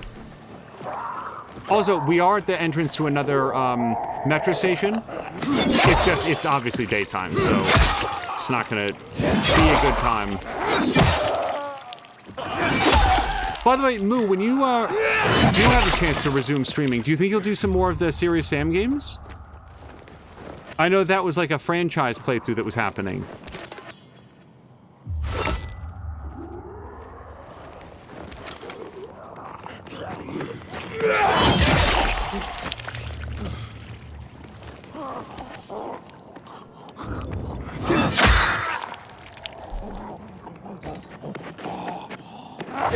Oh, I never finished the college thing. My specific like college dream would be like suddenly realizing that I hadn't been to class all semester. I was still in. I had a semester. I hadn't been to class all semester, and now I had a final to take in a class that I knew nothing about. This is not something that occurred to me in college, but it's something that feels like it could have occurred to me and remains in my psyche as a dream that I will have from time to time.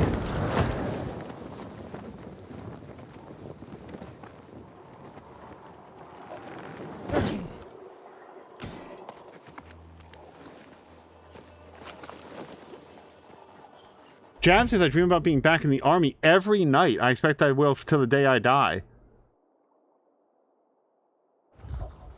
And Jap, like, is that sounds like it would be concerning to have a very predictable dream about a time in my life that's not there, that it would either be very bittersweet, very nostalgic, horrifying that I haven't yet escaped a situation, or something else. So I'm just wondering, like, how, maybe it's all of those things and none of those things, depending on the day. I have, on a rare number of occasions, had a weirdly specific nightmare where I'm like trapped in like a very narrow loop of time, and I just keep in the dream taking exactly the same sequence of actions and then waking up. Like I wake up in the middle of the night and then I'm like, shit, and then I go back to sleep. And this will happen. Sometimes it feels like dozens of times, like the clock is not moving and I'm forever trapped in this sort of like twilight stasis between being awake and being asleep and not able to get any rest. And it is not a great experience, but I can think of like 2 or maybe 3 times that it's happened. I remember the first time that it happened, it was awful. I do not know where this trampoline is supposed to take me. Maybe up here? Well, not yet up there.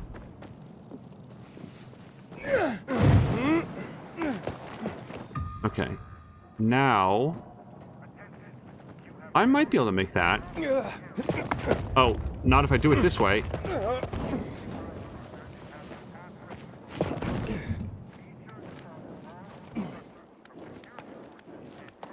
Moo was asking Jab how long that he was in the army. Sure you said, but not remembering. Moo dreams about being back in high school and either not being able to find my locker or not being able to remember the combination to the lock or both. For sure, she'd like to play some more serious Sam. I need to get to the Siberian one that you gifted me. So, Moo, so, just out of... As far as I'm aware... That actually wound up not going through after 30 days because I think I got a notification that it was refunded and it wasn't actually, like, accepted. Can you look? Because if you're interested... Like, I thought that ultimately the decision was made that you were less interested in it. If you are interested in it, the Steam Summer Sale is coming up and I will be more than happy to gift it again. But I'm 90% sure that we got a notification that the gift had not been accepted within the time limit and got sent back. So if you could check, I will make a note to do that live, and I'm serious. I would love to give you that. Hold on, I'm going in this direction. At least I think I am. I feel like I'm further away from it than the last time that I looked at the marker.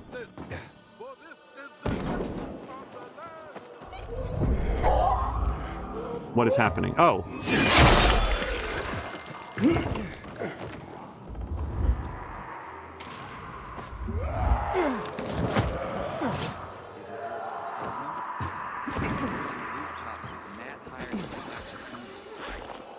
Yeah, here's what I can say.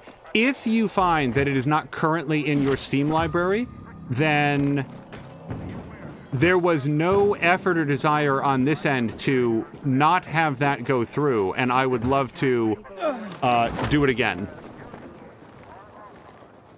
I was actually just talking to Mia about that this past weekend.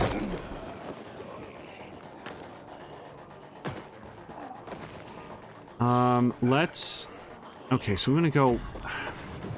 We want to get around to the other side of this building, and like a building in real life, it might take a minute to find my way around. I would share the title of it, Moo, but it was Serious Sam, like Siberian something. Oh, and Mia is here!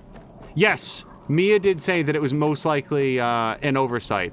And I was saying, well, maybe Moo realized that she just wasn't that interested in it after playing some of the Serious Sam games. Regardless, we will get it sorted out. Oh! That's what I get for trying to parkour and read chat at the same time. Oh, hold on. I at least want this marked on the map.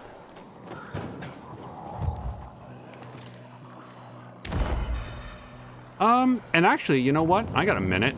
We're not going anywhere like Crisis.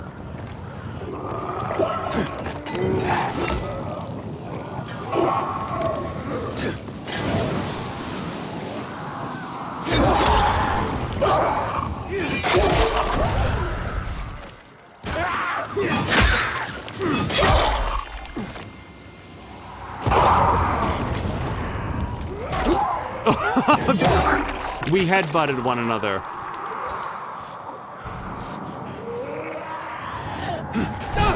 Hey, if you guys keep getting into groups, I'll keep Molotoving you. I got 7 more of these.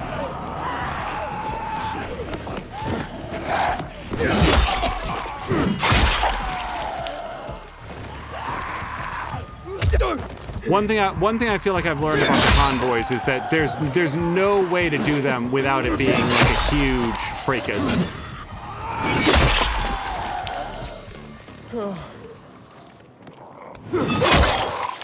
Hold on. I just have one of these bandages.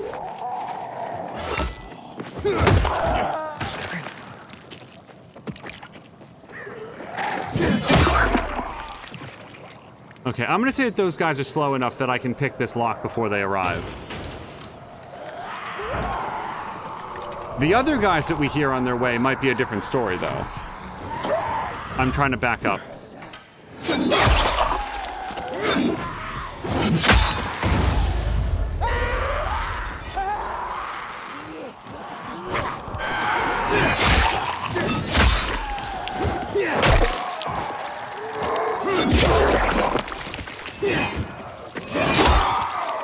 Okay, are we pretty much done? No, there's going to be a couple other things. There's usually a couple buildings and stuff too. Not buildings, containers to loot and such. Stop.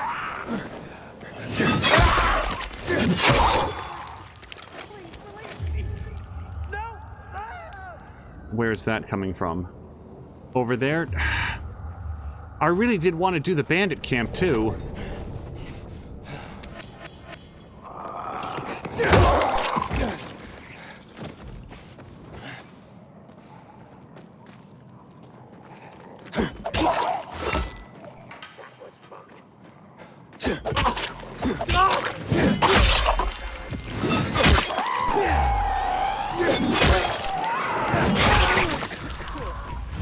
Crap.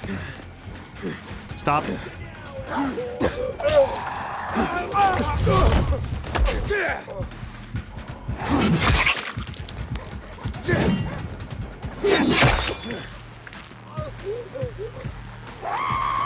I don't know where she's coming from.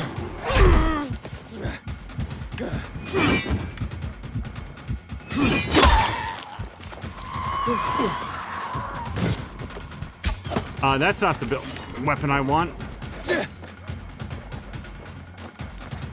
Okay, I see her.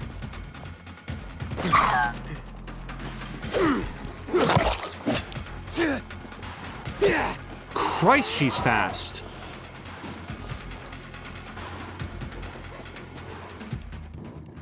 Did she run off? I would have run off. But that's because I damn near did run off. Yeah, I think that I lost my chance. I did sufficient damage that she decided to leave. Okay, so let me just pause here. Moo says, Moo is many times absent-minded, which often presents as idiocy. Oh, no, Moo, the specific topic that me and I were talking about was that there's so much going on in life that it may simply have slipped your mind. Jab is saying... of the army, it is, it's not nightmares for him, and he did it for 20 years. And Moo is saying that that makes a lot of sense. Moo is saying, no takesy-backsies, you're saying, which is absolutely true. Mia is driving and listening. Mia is saying that she's now in her, driveway. Innertooth is saying what I'm saying. Moo is not an idiot, for sure. Scrolling down... Serious Sam is not in her Steam library. So yeah, apparently I messed up accepting a gifted game. Okay, so let's pause for 1 second. I just want to make sure, because the Steam summer sale is like coming up. So Moo, Siberian, Sam. I know it's Serious Sam, but it's just like which one it was. All right. Oh, you know what? Actually, let's do it this way, because this will make it easy to remember. We don't keep a wish list on Steam unless there's something that we're keeping an eye out for other reasons. So let me just find this. Serious? Please excuse the pause screen here. Serious Sam, Siberian Mayhem. There we go. Let me just add it to the wish list, and that way it'll tell us when it's on sale, which will be in about 1 week. So this is... how do you add to wish list? Add to your wish list. There it is. Okay. Now, minimize, and back to the game. That will be the best way to remember. Thank you for letting me know, Moo. Also, now I have something in my eye. Patina is saying, oh, and hello to Patikan again. Did you check your notifications at the top of Steam? No. Check that and see if it's in the list. You'd most likely have to click view all there if you click the bell. Yeah, so, Patikan, in this specific case... I didn't know how it worked. after, I believe it was after either 30 or 45 days, we got an automated email from Steam saying, hey, this was not accepted within the time limit, so it has been refunded.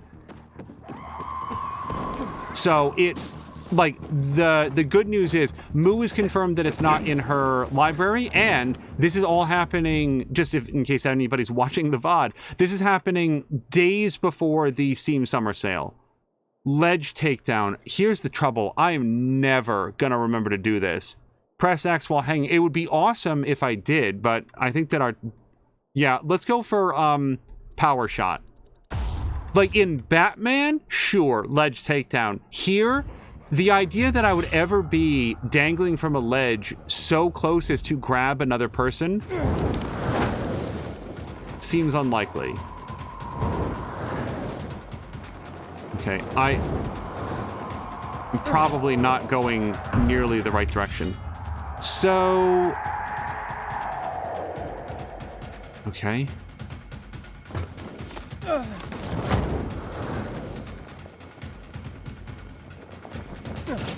I'm basically gonna hope that there's a way up there from here. I am low on health, game. Thank you for letting me know.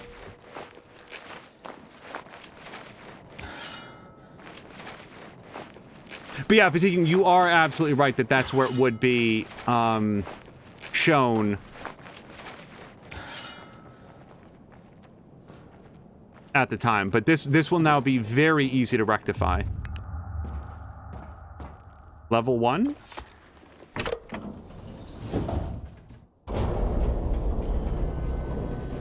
Hopefully we're going up.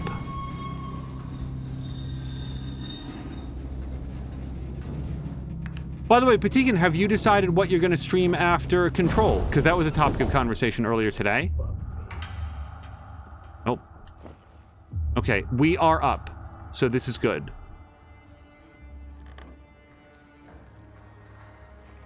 Okay, let's get ourselves into the grass, and then maybe we can take a peek. So we do have somebody over there. My detection range is not super good. I feel like I can hear somebody over there. And this person is facing away, so I'm going to try to be sneaky. I'm very good at sneaking, you guys. Okay, well, that guy's dead.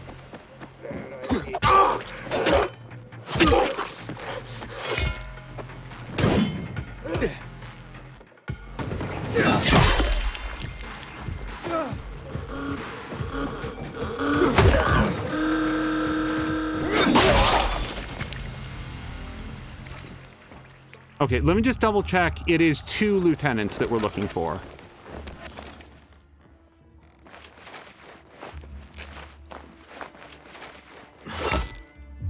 Also, Patikin, Mia and I did a little bit of testing in Kiwi, and there's at least one option that we know for a fact. Okay, who did that? Show yourself. Debate me, you coward. Who is... I'm gonna loot more stuff. If I take a knife to the face, I'll know that you're still out there. Ah. There. Settled that.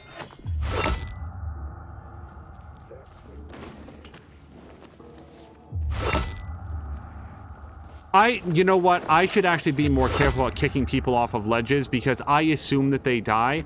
And I believe that on at least one occasion, I might have kicked a lieutenant in such a way that they were no longer available to me, but also not dead. So I should probably be a little more careful about where they go landing.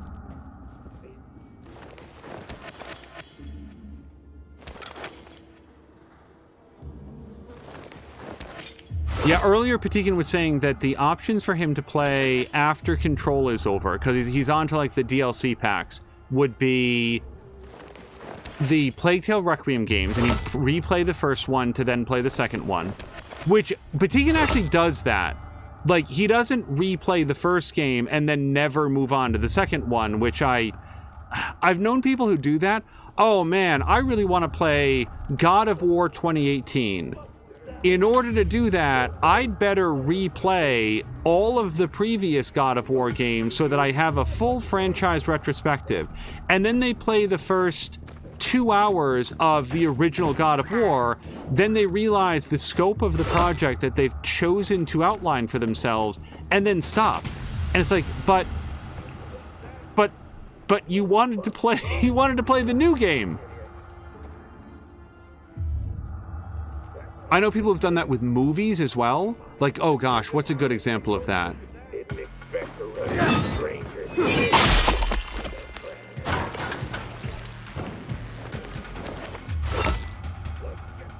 Maybe it's even more like television series. Like, yeah, I know somebody who wanted to start watching like House of Dragon or whatever, and they committed to like rewatching all of Game of Thrones. And it turns out that even with like, 10 or 12 episodes a pop, it's still a lot to get through. Oh, we apparently eliminated one of the dudes. Don't shoot me.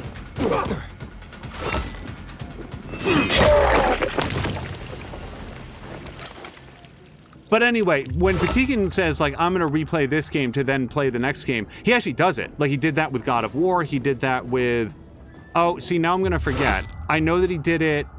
Like, Patikin, did you replay Horizon Zero Dawn before playing Forbidden West? I'm pretty sure that you did.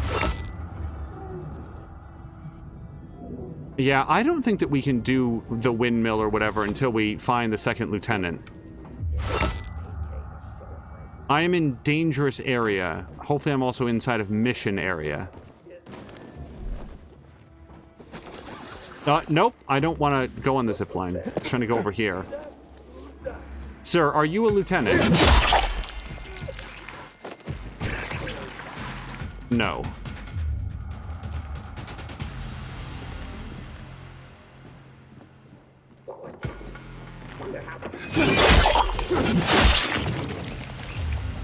I do feel like these bandit camps are the most challenging activities so far because, again, kill the gang leader, 1 of 2, or lieutenant, whatever.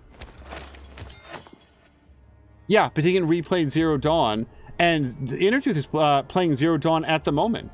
Patikin is glad that he did because he forgot a lot of the story, and going to the sequel, it was all still fresh in mind to what was going on. I feel like I have a pretty good view on the story from having recently watched Mia's playthrough. I am not at all averse to the idea of replaying Zero Dawn. That game was great, and I have the PC version, so instead of playing at 30 frames per second on the PlayStation 4, I'd be able to do it, I think, a lot, a much higher fidelity on the PC. At issue for me is that when I do an open world game, like you guys can see that happening live right now, I like to do everything. It's not my intent to do like a full 100% playthrough, but barring an activity that I don't like or, just sort of a general malaise that tends to take over once you have, hold on. Okay, doesn't appear to be anything of, eventually you've done something enough that you're like, okay, I'm ready to be done now. Absent that, so it takes a long time, is the point, to get through an open world game, at least for me. Like Mad Max, I really like Mad Max. If they decided to release Mad Max 2, which, spoiler alert, that's not going to happen, I would not want to replay the first game again, because even though it's been a while since I played the first game, it would still be like, oh, that's a lot. Like, that's a lot of time. So, I'm still in dangerous area. Oh, see, now I hear people. Okay, I want to go up there. There is a bridge upstairs. Okay, now we've got a location to head towards. I want to get there.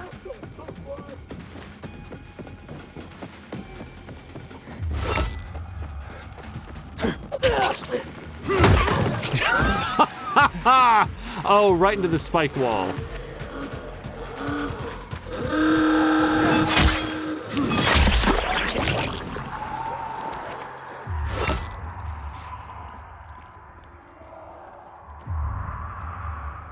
Okay, we're still missing a gang leader. Patikin says PlayStation 5 is 60 FPS, which is what he played it on. It was very smooth. Intertooth limited it to 60 because there was no use for a 60 hertz monitor. Patikin says that Mad Max is on his list to stream as well. He played it when it came out, but did not stream it back then. And then, yeah, Moo is like, they're Awooga devices. Out of curiosity, what are those? What would the value of those be prior to a zombie apocalypse and just a desire to be as obnoxious as possible? Man, I don't have my Vuvuzela within arm's reach. What is the next most annoying sound that I can make?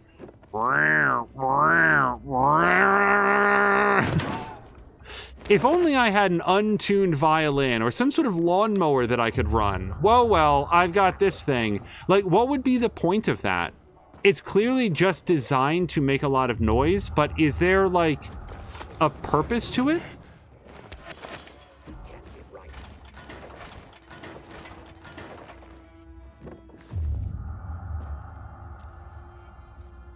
I don't know. I feel like the bandit camps, like, talk a language that I don't recognize yet about, like, hey, here's where you haven't been. Like, maybe up there, you know what, maybe on the top of that building is where I haven't been. I know that we're going back to the building where I was earlier, but maybe I didn't go all the way to the top, and that's where I should go next. Patikin wishes they used a Vuvuzela. Remember, what was it, like the World Cup or something, that so many people were being so awful with it that they were, like, talking about never returning to that country again for the World Cup?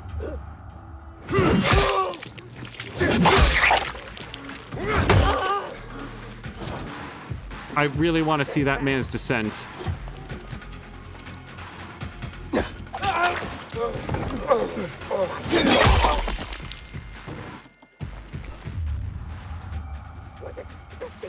I hear a person.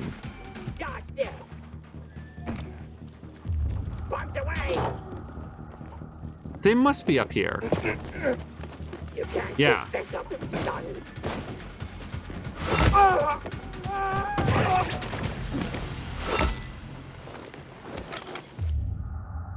Okay, I have bad news. Well, oh no, actually, I guess we got...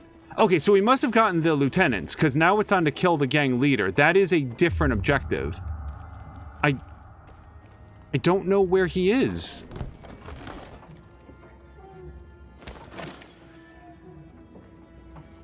Fox McCloud, oh wait, somebody's saying if it was shown in a trailer, is it considered a spoiler? Well, I'm not sure what the topic is exactly, but I will say I don't watch trailers for things that I'm planning to play. So for example, I know extremely little about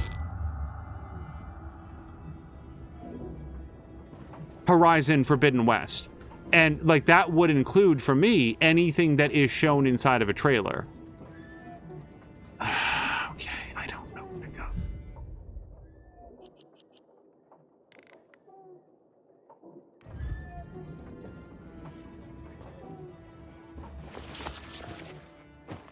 Hold on, because now it's telling me, no, Garrison Heights killed the gang leader.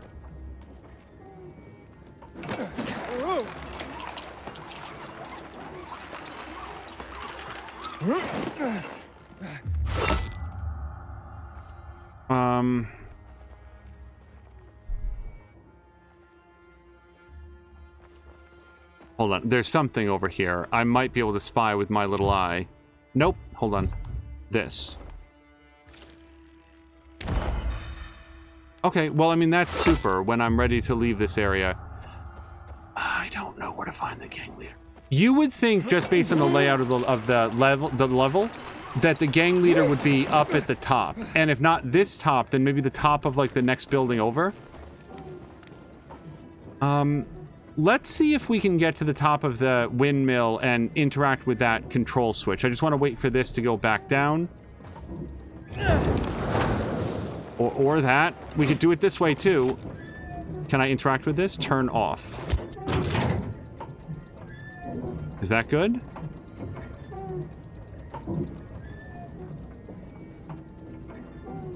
I don't know what that did. Oh! Wait, I hear somebody.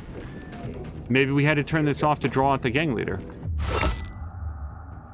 Oh, okay. Yes, don't worry. I'll be over to say hello to you shortly. Okay. Actually, maybe I won't, because we can... I'm going to guess that the boss is up here.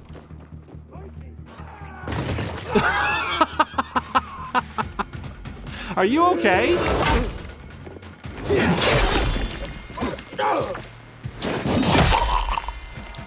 No! Hey, you come back. You look like a boss.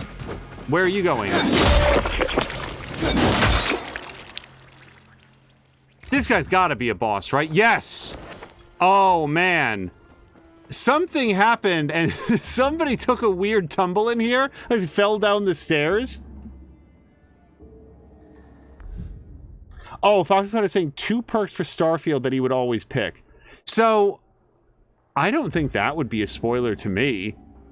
I don't know. Does anybody have an opinion, like an objection, if Fox McCloud were to share, like, a couple perks that he's interested in taking in Starfield? Because this feels more like it's a matter of opinion as opposed to a plot spoiler or an actual, like, strategic tip. Because... Can I kick him over the edge? I cannot. Okay, is there a goon dispenser that I can turn off? Oh no. Oh dear. Alright.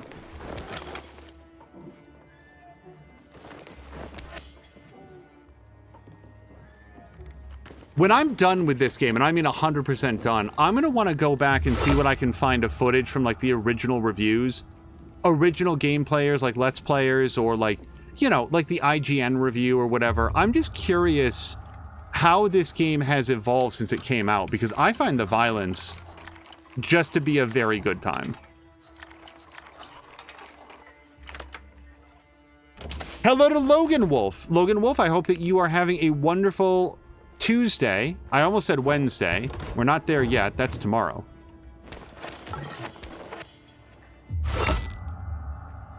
Okay. Well, hold on. Let me look around. I'm definitely not going to leave this rooftop area, but if there's, yeah, if there's other things to loot around here.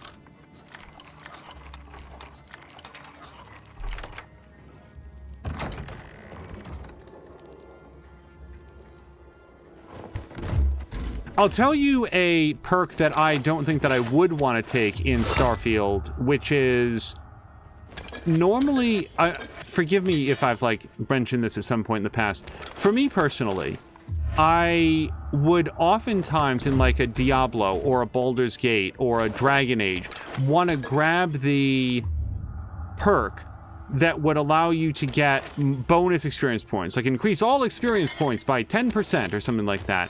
That's usually something that's like, well, it makes the most sense to pick that up as early as possible so that you get the benefit of it over the course of the entire game. With Bethesda games specifically, there's so much joy and motivation for me in, like, having the next thing to look forward to, is that when I hit the level cap, assuming that there is one, a lot of the motivation goes away from me. I feel like Bethesda is very good at designing systems and scenarios, but not necessarily very good at doing large, overarching stories. Like, I know that Oblivion has a story. I have no idea what it is. Now repeat that for Morrowind, for Skyrim, for... I think I actually do know what it was in Fallout 3. I'm obviously not going to say it here. And there's like a narrative hook at the beginning of Fallout 4, but I've played so little of it, I don't really know that much about it. Mostly what you remember about these games, though, are all of the other things that happen to you around the main story. Because the main story itself in Bethesda games doesn't tend to be the real draw. Yeah, so we're going to go ahead and claim this, and we're going to get a little cutscene here. Oh.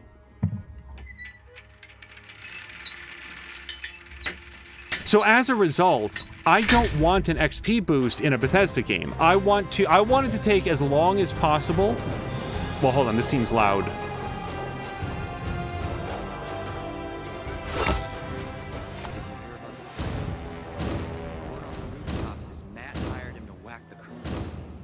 in a Bethesda game, I guess here's where it is. In a Bethesda game, there's no end game. There's only game, at least for me. So I want to make game last as long as the content in the game, is, the actual, like, quest and story and, like, stuff can. So for me personally, I would plan to avoid any sort of XP boosts inside of, look at this, it's almost 1800. And the sun sets at 1930, so we could certainly do this metro station. Oh yeah, and we would definitely have time to do it too, as long as I get out of this. Let's go unlock this Night Runner outfit. Yeah.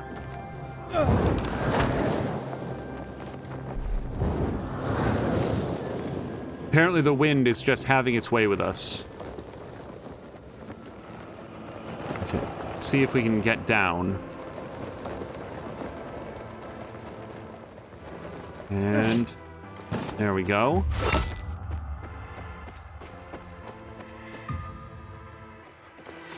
It's just, it's a highly specific thing between me and Bethesda games that I don't want XP boosts. I want it, like, whatever the level cap is, 20, 30, 35, I want it to take a really long time to get there, because as soon as I don't have a skill point to look forward to like, give some value to the quest, then I'm like, oh...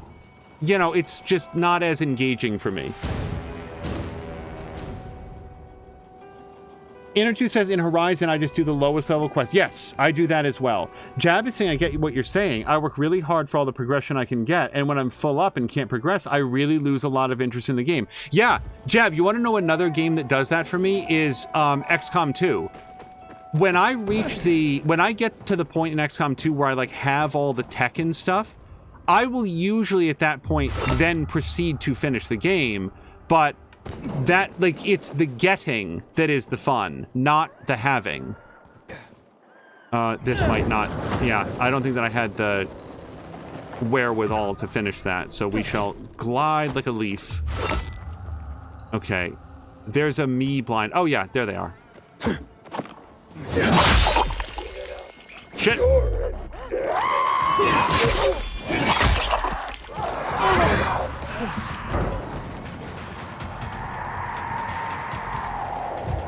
Nope.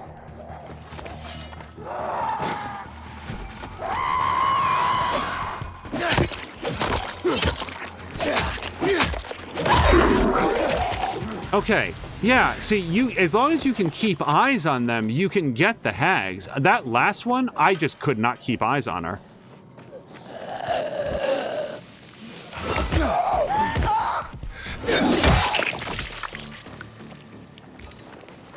Okay, more mutation samples. Innertooth actually says... So Innertooth says he has the original... He only has the original plus DLC, but not the new one yet. I have missed part of this, so hold on one second. Side quest first. In Horizon, do the lowest level quest. Sometimes main and mostly side. Yeah, and I don't remember if, like, Mia played it in the same way. But yeah, Horizon, and this will be true in Forbidden West when we play that as well, it'll be what quest is the lowest level, and then go do that one. I usually play MMOs in the same way, especially MMOs with good story content. The Old Republic, Star Wars The Old Republic, was a great example of that. I don't know what it's like in its free-to-play incarnation, but that was the one that I primarily played with my friend HW, and that was a huge amount of fun. The Old Republic. I don't know. I want to go do the metro station, though. It is 1840, so we've got about an hour. Is there...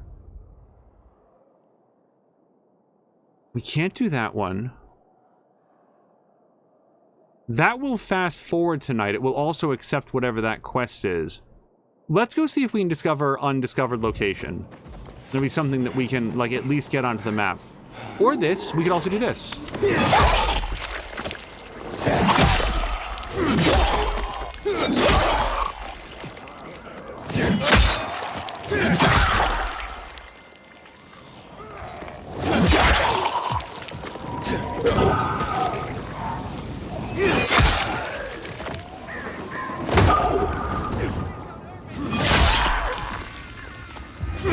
If there's a way, by the way, to kill those guys without having them invariably blow up, I don't know what it is. Maybe a couple, arrow shafts to the head would do it. And then you just be very careful not to do any other damage in their vicinity. Because I do feel like these situations, like it is the explosions that are...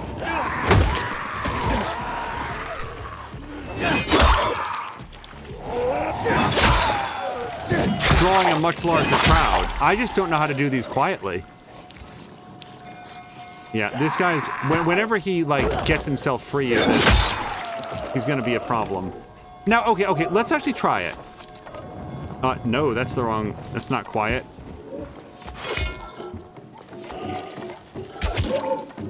Okay, hold still. Damn it! No, that was me. I just want to acknowledge I absolutely shot that tank. I was not very careful.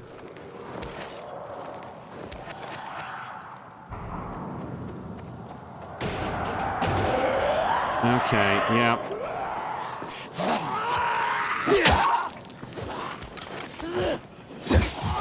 Well, that was embarrassing.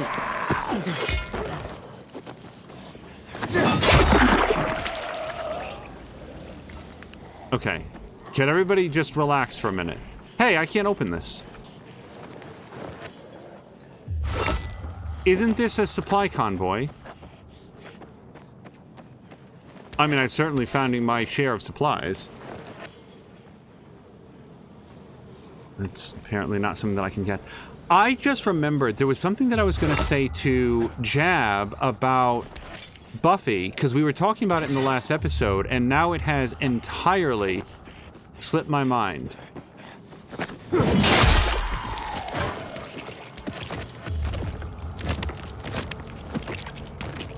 Okay, this is the night is coming sound.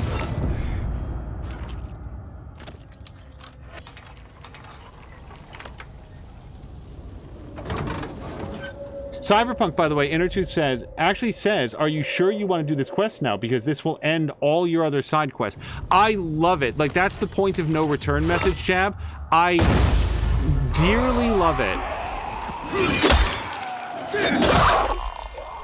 Okay, so we're no longer going to go towards question mark. Let's go towards Metro VNC Tower.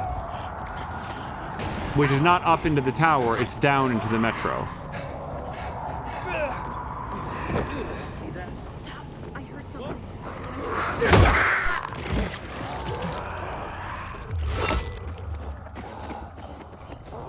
Yeah, and it's like... Whoops. It's debatable on whether or not that's like a spoiler for people. Like, oh, you're getting... You know, this is basically the end of the game.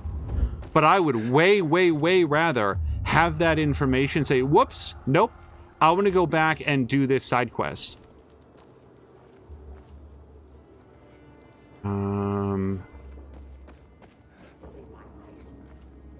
Okay, well, whatever's happening over here, I want to open this door. And I can't. I saw a handle. Usually when there's no handle on the doors, that's your sign that you can't do this. I was out of the room and I saw my name. Oh, Jab, yeah, I was just going to say there was something that I was going to say to you about Buffy the Vampire Slayer.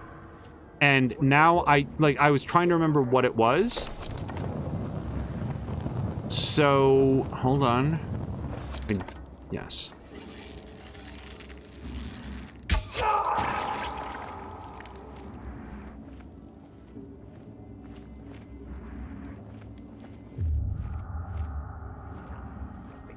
I will say this, there's a series of interviews that... So, for anybody that doesn't know, on the television series Smallville, the character of Lex Luthor, a young sort of like college-age Lex Luthor, was played by an actor named Michael Rosenbaum. He was a fantastic Lex Luthor, and actually is a prolific voice... Well, I don't know about prolific. He's a voice actor as well. And as a voice actor, he voiced The Flash in like Justice League and Justice League Unlimited.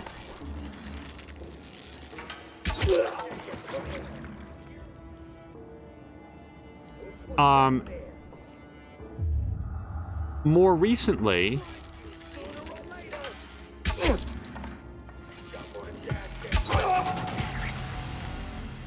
more recently, he has a podcast, which I think is called Inside of You with Michael Rosenbaum. And he does a lot. He's a very good interviewer. It's not surprising to me. He's very smart. He's very well read. He's very charismatic. And he's very engaged. He's very engaging with his interview subjects. And among other people, like he did interviews with James is it Marsters or Marsden? Whoever played Spike on Buffy the Vampire Slayer. He had an interview with that guy and like talked to him and said like, locked from the inside. Okay. Like, hey, this like all of these conversations about Joss Whedon and the hostile work environment, like what was your experience with him? And like I didn't know this. Apparently for at least a long time, James Marsters, whatever, did not get along with Joss Whedon. And it was because Joss Whedon had hold on.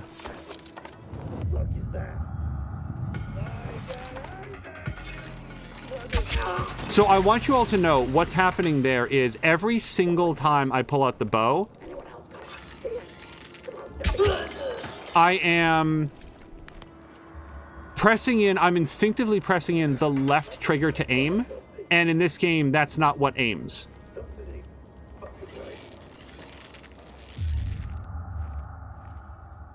Hold on. I don't know how long I can hold this string back, but... Oh! The game gave me that one. I really missed it. I was way too late. Oh, Jab said that he saw that one. Yeah, it's, So Jab already knows. There's one of the shots that I missed, I think. It is really interesting, all of the background things that, like, make sense when you hear them, but are just not what I would have assumed.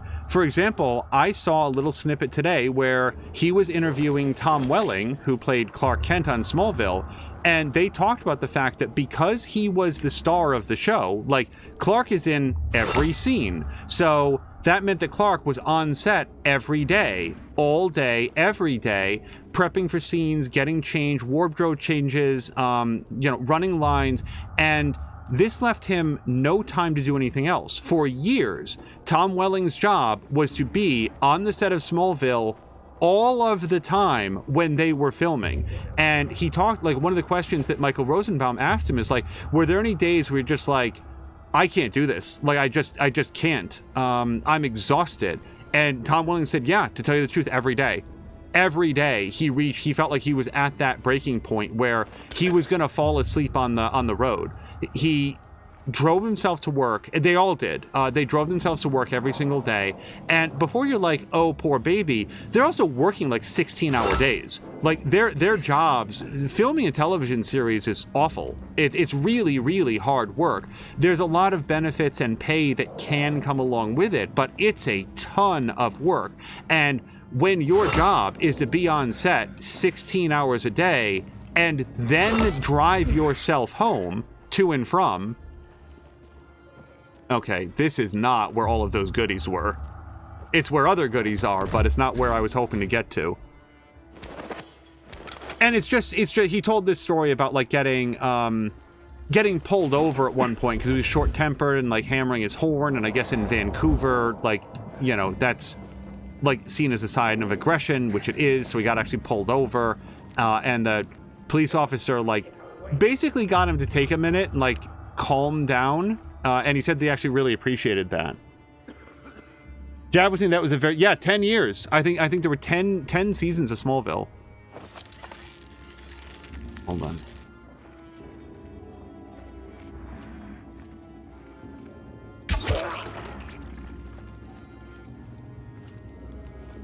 And it's just, when you, like, he said, like, that all happened, like, season 3, for example. Season 3 was still when Smallville was, like, a pretty good show. It wasn't as good as season 2, but I liked season 3 a good deal. And it's just, you don't think about, at least I don't think about, all of that other stuff that might be happening in the background.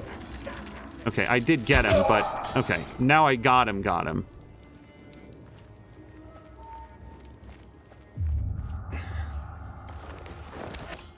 There was a lot of treasure back there that I left behind.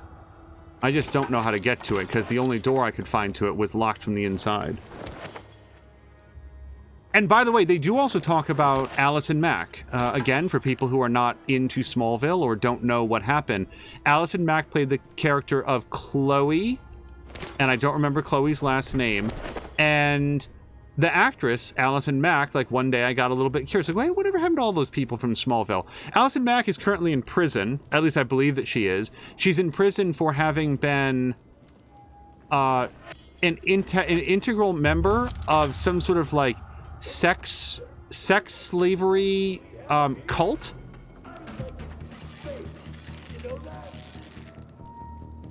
Called Nevium or Nevevim or something.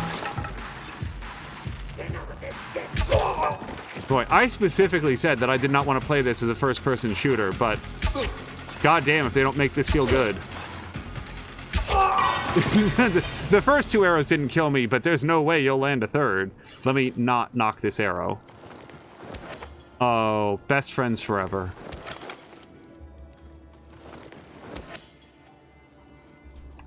So yeah, in the real world, Allison Mack like fell in with some sort of like a weird cult that was like actively, my understanding from what I can find is that this cult was accused of, prosecuted, and convicted of like sex trafficking. And Allison Mack was one of the individuals who was personally responsible for like recruiting people into this, with full-on knowledge of everything that was happening. Now, I do not know Allison Mack. I am not privy to details of the case. I'm not here to say what is and is not 100% true, or what sort of restitution she's made, what sort of brainwashing there was, because this was, again, a cult that was like operating as such. But they do, you know, there's a couple of clips that you can find where like Michael Rosenbaum is talking, and this has been consistent, and not in like a, oh, isn't that convenient way, but one thing that is consistent among all of the people that worked on Smallville is Allison Mack wasn't really around. She didn't really like interact with members of the cast or crew. She came in, she did her work, and then she left, so they didn't have a lot of interaction with her. And before you say like, oh, isn't that convenient? Oh, okay. Hold on. I can do better than that. Here, have that. I left trigger to stab that guy. Like, I was gonna go all in on making that guy dead because I saw he was a big dude. It just didn't work out. Hello to Prudence, who says there's a documentary on HBO. I did not know that, called The Vow. Hold on, as long as I'm taking notes, I want to write this down. The Vow. HBO Max. I know it's now called Max, but if I just write down Max, I'm not going to remember what that is. I'm thinking of like the old animated series, The Max.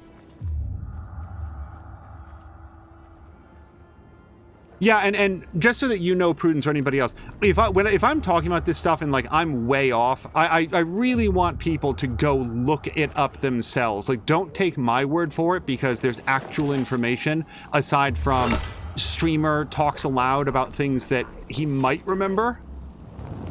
Okay, again, not that.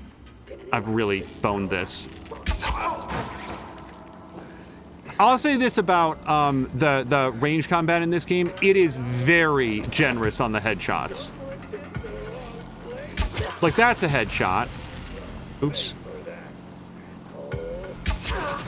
That could have been a neck shot. I mostly had his silhouette lined up. But there's been a couple here. I just want to own my shit here. There's been a couple where I definitely did not hit, and the person still went down.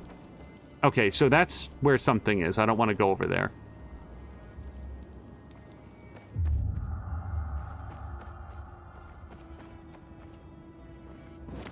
But yeah, sorry, that wasn't just a, wow, the story of Allison Mack is weird. I wanted to share the specific story that Michael Rosenbaum shared, that one day, you know, he's at home, and I guess Allison Mack called him and said, hey, I haven't seen you in a while. You know, I've got some friends. Can we stop by? And he was like, sure, come on by. And I guess he had his friend and or roommate. I don't know. He mentions an associate. I don't know the nature of their relationship. He just says like, yeah, like Ethan or somebody was there. I don't remember the name. So they're there. Allison Mack and a couple friends come in, just, hey, how's it going? Walk into Michael Rosenbaum's kitchen, start rifling through all of the cupboards and take out like dishes, and they just start preparing themselves a meal. They like did him the courtesy of saying hello as they walked past him and started just like raiding his pantry and refrigerator to start cooking themselves like a fairly elaborate meal, apparently. And Michael Rosenbaum was really taken aback by this, as you can imagine. Wait, what's this? Oh, one of my arrows. And I guess, like, at least in his telling of it, said at one point, he's like, so you guys probably want to think about leaving soon. Like, he was trying to be polite. I can honestly say that of all of the ways in which I've been disinvited from something, I've never once been told you should think about leaving soon. Like, if that's the polite version, oh my God. Anyway, and I guess, like, one of the dudes who was with, like, came in with Allison Mack was like got right in his face and started like swearing at him and threatening him and stuff.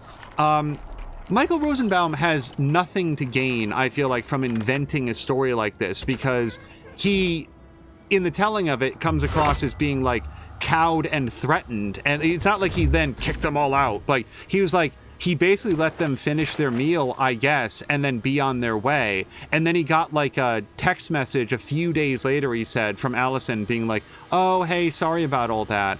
But yeah, things got super weird. Oh, was that it? Wow. Okay. Moo says, I feel like you're supposed to wait until the host says make yourselves at home before starting to rifle through somebody's kitchen and start cooking. Yes, there is a thing here. I like the fact that it beeps. It's like, hey, don't leave here. You're gonna miss out on something. Yeah, just in case anybody missed it, the product that I'm currently talking about, it's 420. We're not going to be able to... Hold on, sorry, it's 420. Ha ha ha. We're not going to have time to, like, go... Well, no, we've already tried this. Remember, like, if I try to go do this, it's not actually there when I arrive. We have to do it, like, during the daytime. So... we're not going to get anything there. Let's go do our quest. Yeah, we've got about 20 minutes until me and Petit can start up, so...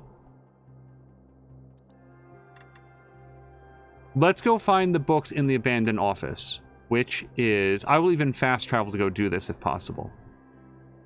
It is not... oh, no. We can fast travel there. I remember when I was like in middle school or something, a bunch of people... I don't think I was like involved in this one. But a bunch of people went into one of my friends' houses and just like on the way in said, hey, can you get me a drink? And I remember that being like a big topic of conversation for like my friends being like, oh, can you believe how rude that person was? And like, yeah, it's not like the most polite way to phrase that, but I think that the person probably intended to say, I'm pretty thirsty. But when I think about the reaction among my friends to that happening, I cannot imagine the reaction to what, you know, instead of even saying that, just striding in and taking whatever you wanted to drink, much less starting to prepare like a 3-course meal with somebody else's food, mind you. Oops. Okay, I probably deserve that. I'm trying to figure out how to get up.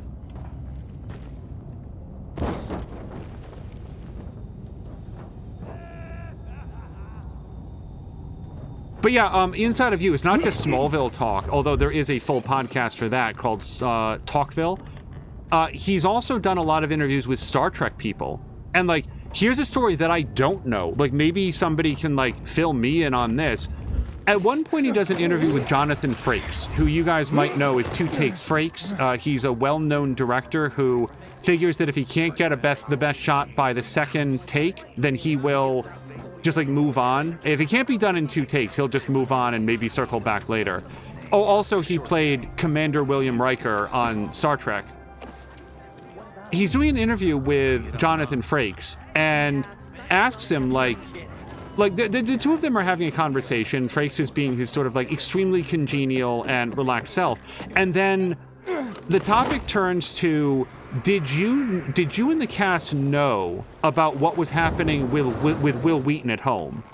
And Frakes gets very serious, like really earnest. He's like, we had no idea. Like, Will Wheaton came in, he did his lines, he did his scenes, he was a pleasure to work with, he got on well with everybody. They never had any idea of what was going on at home. And see, here's the thing. I don't have any idea what was going on at Will Wheaton's home. Again, I am largely disinterested. Oh, here's one of our books. William Shakespeare. It is only a matter of time until we pick up like one of the greatest works of human history, and it's like Dean Koontz. I'm waiting for the drop of like, you know, The Dark Tower. Actually, The Dark Tower is really good. I don't think it ranks up there with like William Shakespeare, but Jab says, I can imagine saying something like, Mikasa is Sukasa, and then they just start to cook something. I would still ask. I would take that as sort of like, this is just me personally, I would still take that as being like an expression of welcoming, not a literal invitation to just like kick your shoes up on the credenza and start like eating chips on the upholstery. Sorry, I'm looking for one more book. And there it is. Tibetan Book of the Dead. I am less familiar with this one, but it sounds, you know. Okay, can I get there, do you think? I mean, clearly you can. Can I do it now?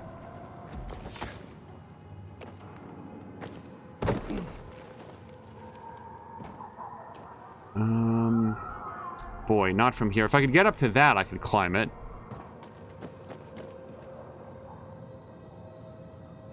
That, it doesn't look like that updraft is going to go high enough.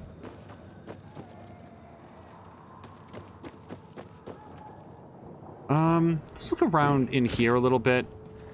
Yeah, here we go. Here's something. Not much.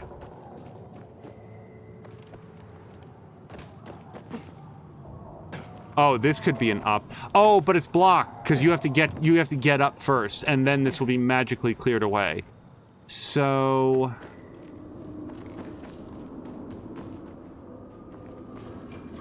we'll search the interior just in case it's really obvious, and it is not. So now we look to climb the exterior.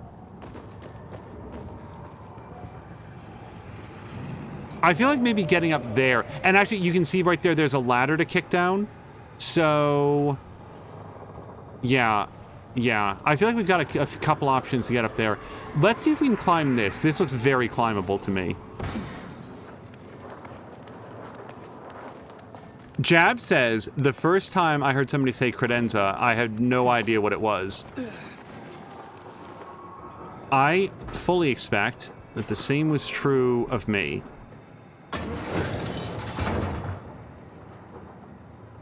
Remember, what was it? This is not a spoiler, you guys. Midnight Suns, when there was, like, the big conversation about the charcuterie board? I did this. So I've already cleared this one. Apparently, I didn't kick down the ladder, so now we know about that. So the safe house is... yeah, it's still above us. I'm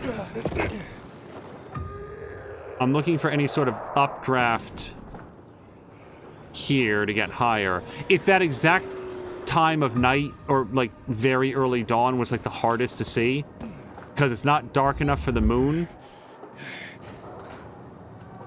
but not late enough for the sun.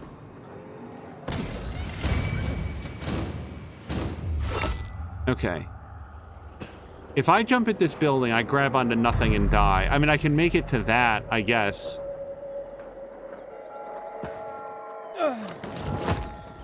Oh, boy. Oh, no. Oh, I really missed it. I should have jumped forward. I deliberately did not jump forward because I thought that would overshoot it.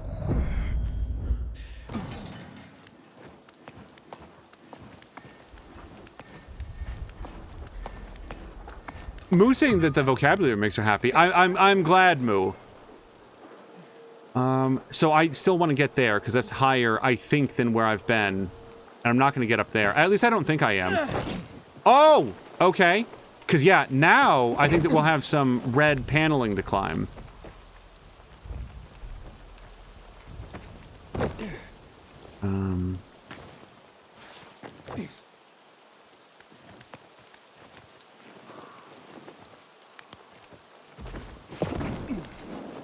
Aha, here we go.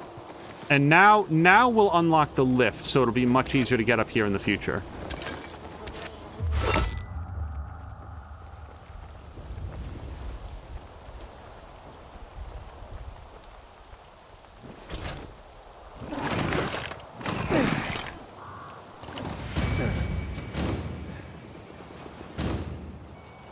Oh, hello to Hickey! Hickey, I hope your day at work... Boy, we are bookending Hickey's day. We spoke to him on his way to work, and now we're greeting him, I assume, on the way back from work, or having gotten back from work. Yes, we are into Dying Light 2. It was Anno 1800 earlier today, where we made a lot of progress in the Arctic. At least a lot of progress by my standards. Still going the wrong way. Man, I want to get up there. We are one piece of military tech shy of upgrading the thing, and what I need is one of those heretofore unobtainable airdrops, and so far the ones that I've tried to get have all apparently required the grappling hook, which I still don't have and should probably be focused on doing the story. Okay. Is there anything else swift that we'd want to take care of? Oh, we can turn in the, yes, we can do we did a quest here. We can talk to Nikolaus, the barkeep. Frank is one handsome fella. It's a shame he's such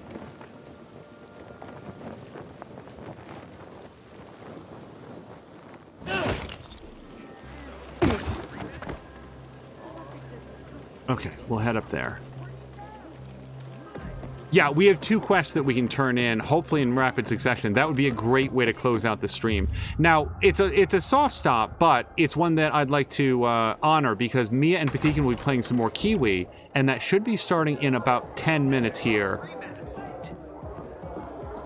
Okay, so just to set the stage, this is the guy that asked us to do the metro station earlier that was directly below this location. We turned it on, we got the UV lights back up and running, we didn't see any signs of infected coordination. weapon you got there, Aiden. I'm impressed.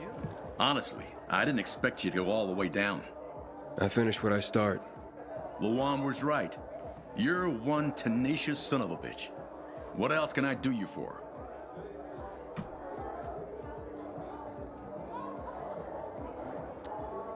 Where'd that chemical gunk I ran into come from? It was created to fast forward the infection to the terminal stage. Basically kill the infected with a form of premature aging. Wasn't supposed to have any effect on the healthy or recently bitten, like you and me.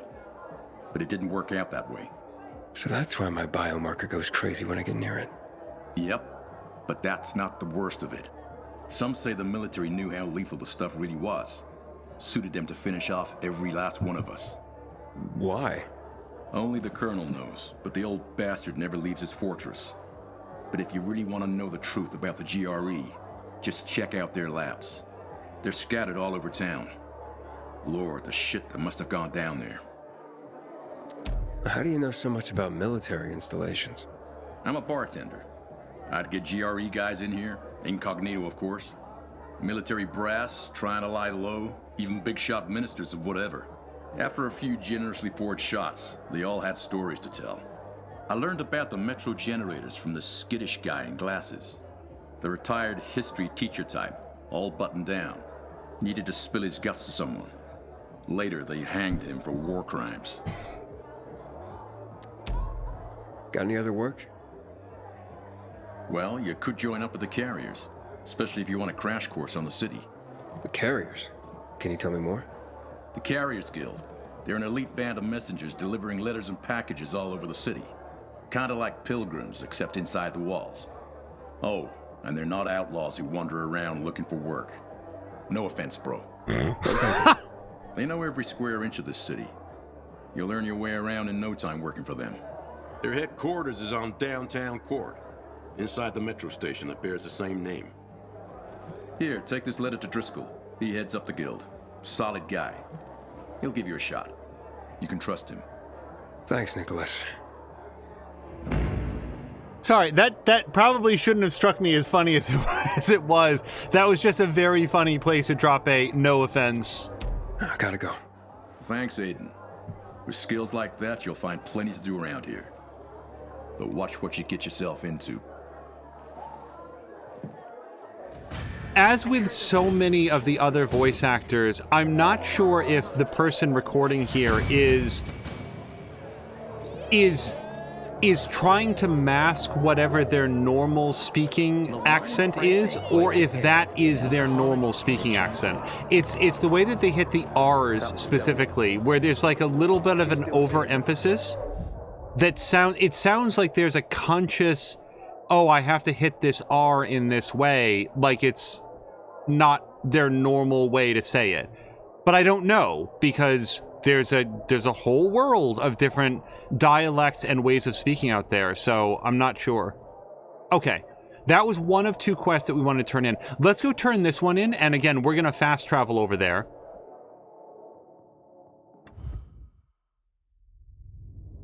Fast traveling in what's it called games, open world games, they always trigger my, I hope I don't break something.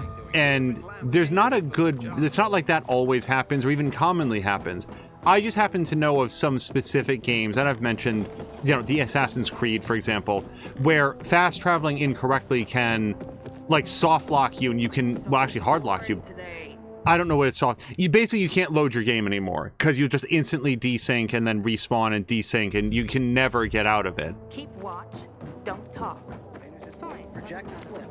So in my head, I'm like, well, I could also choose not to risk it and just walk there. But today, we are interested to go see some Kiwi with Mia and Patikin.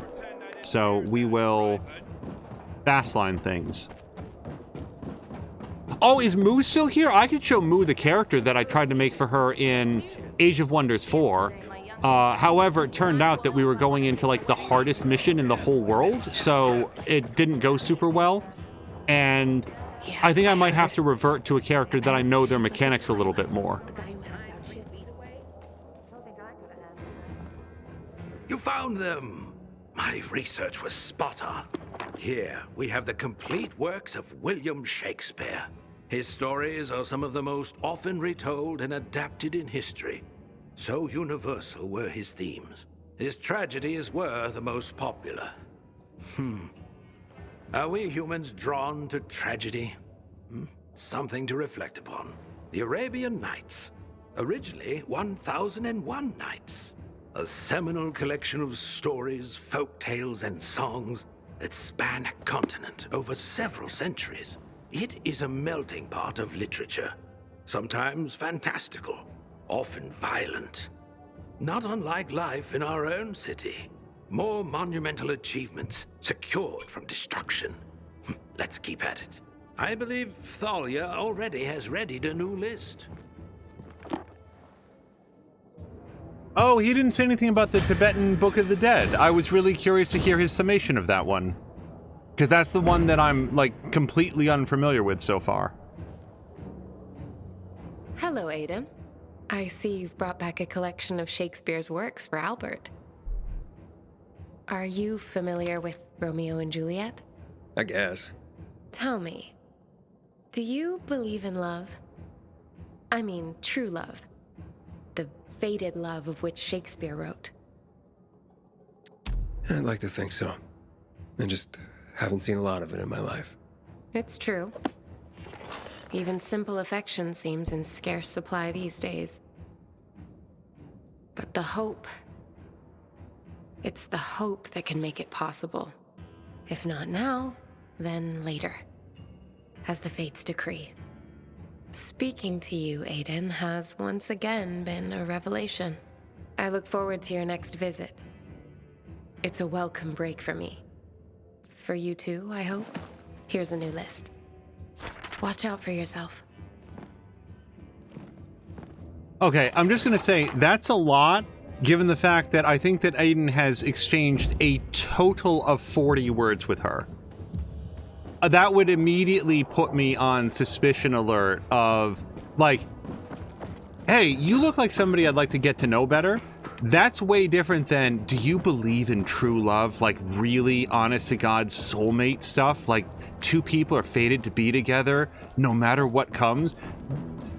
Maybe, but I certainly wouldn't necessarily think that upon laying eyes on somebody for the very first time. I guess that's technically our second conversation ever.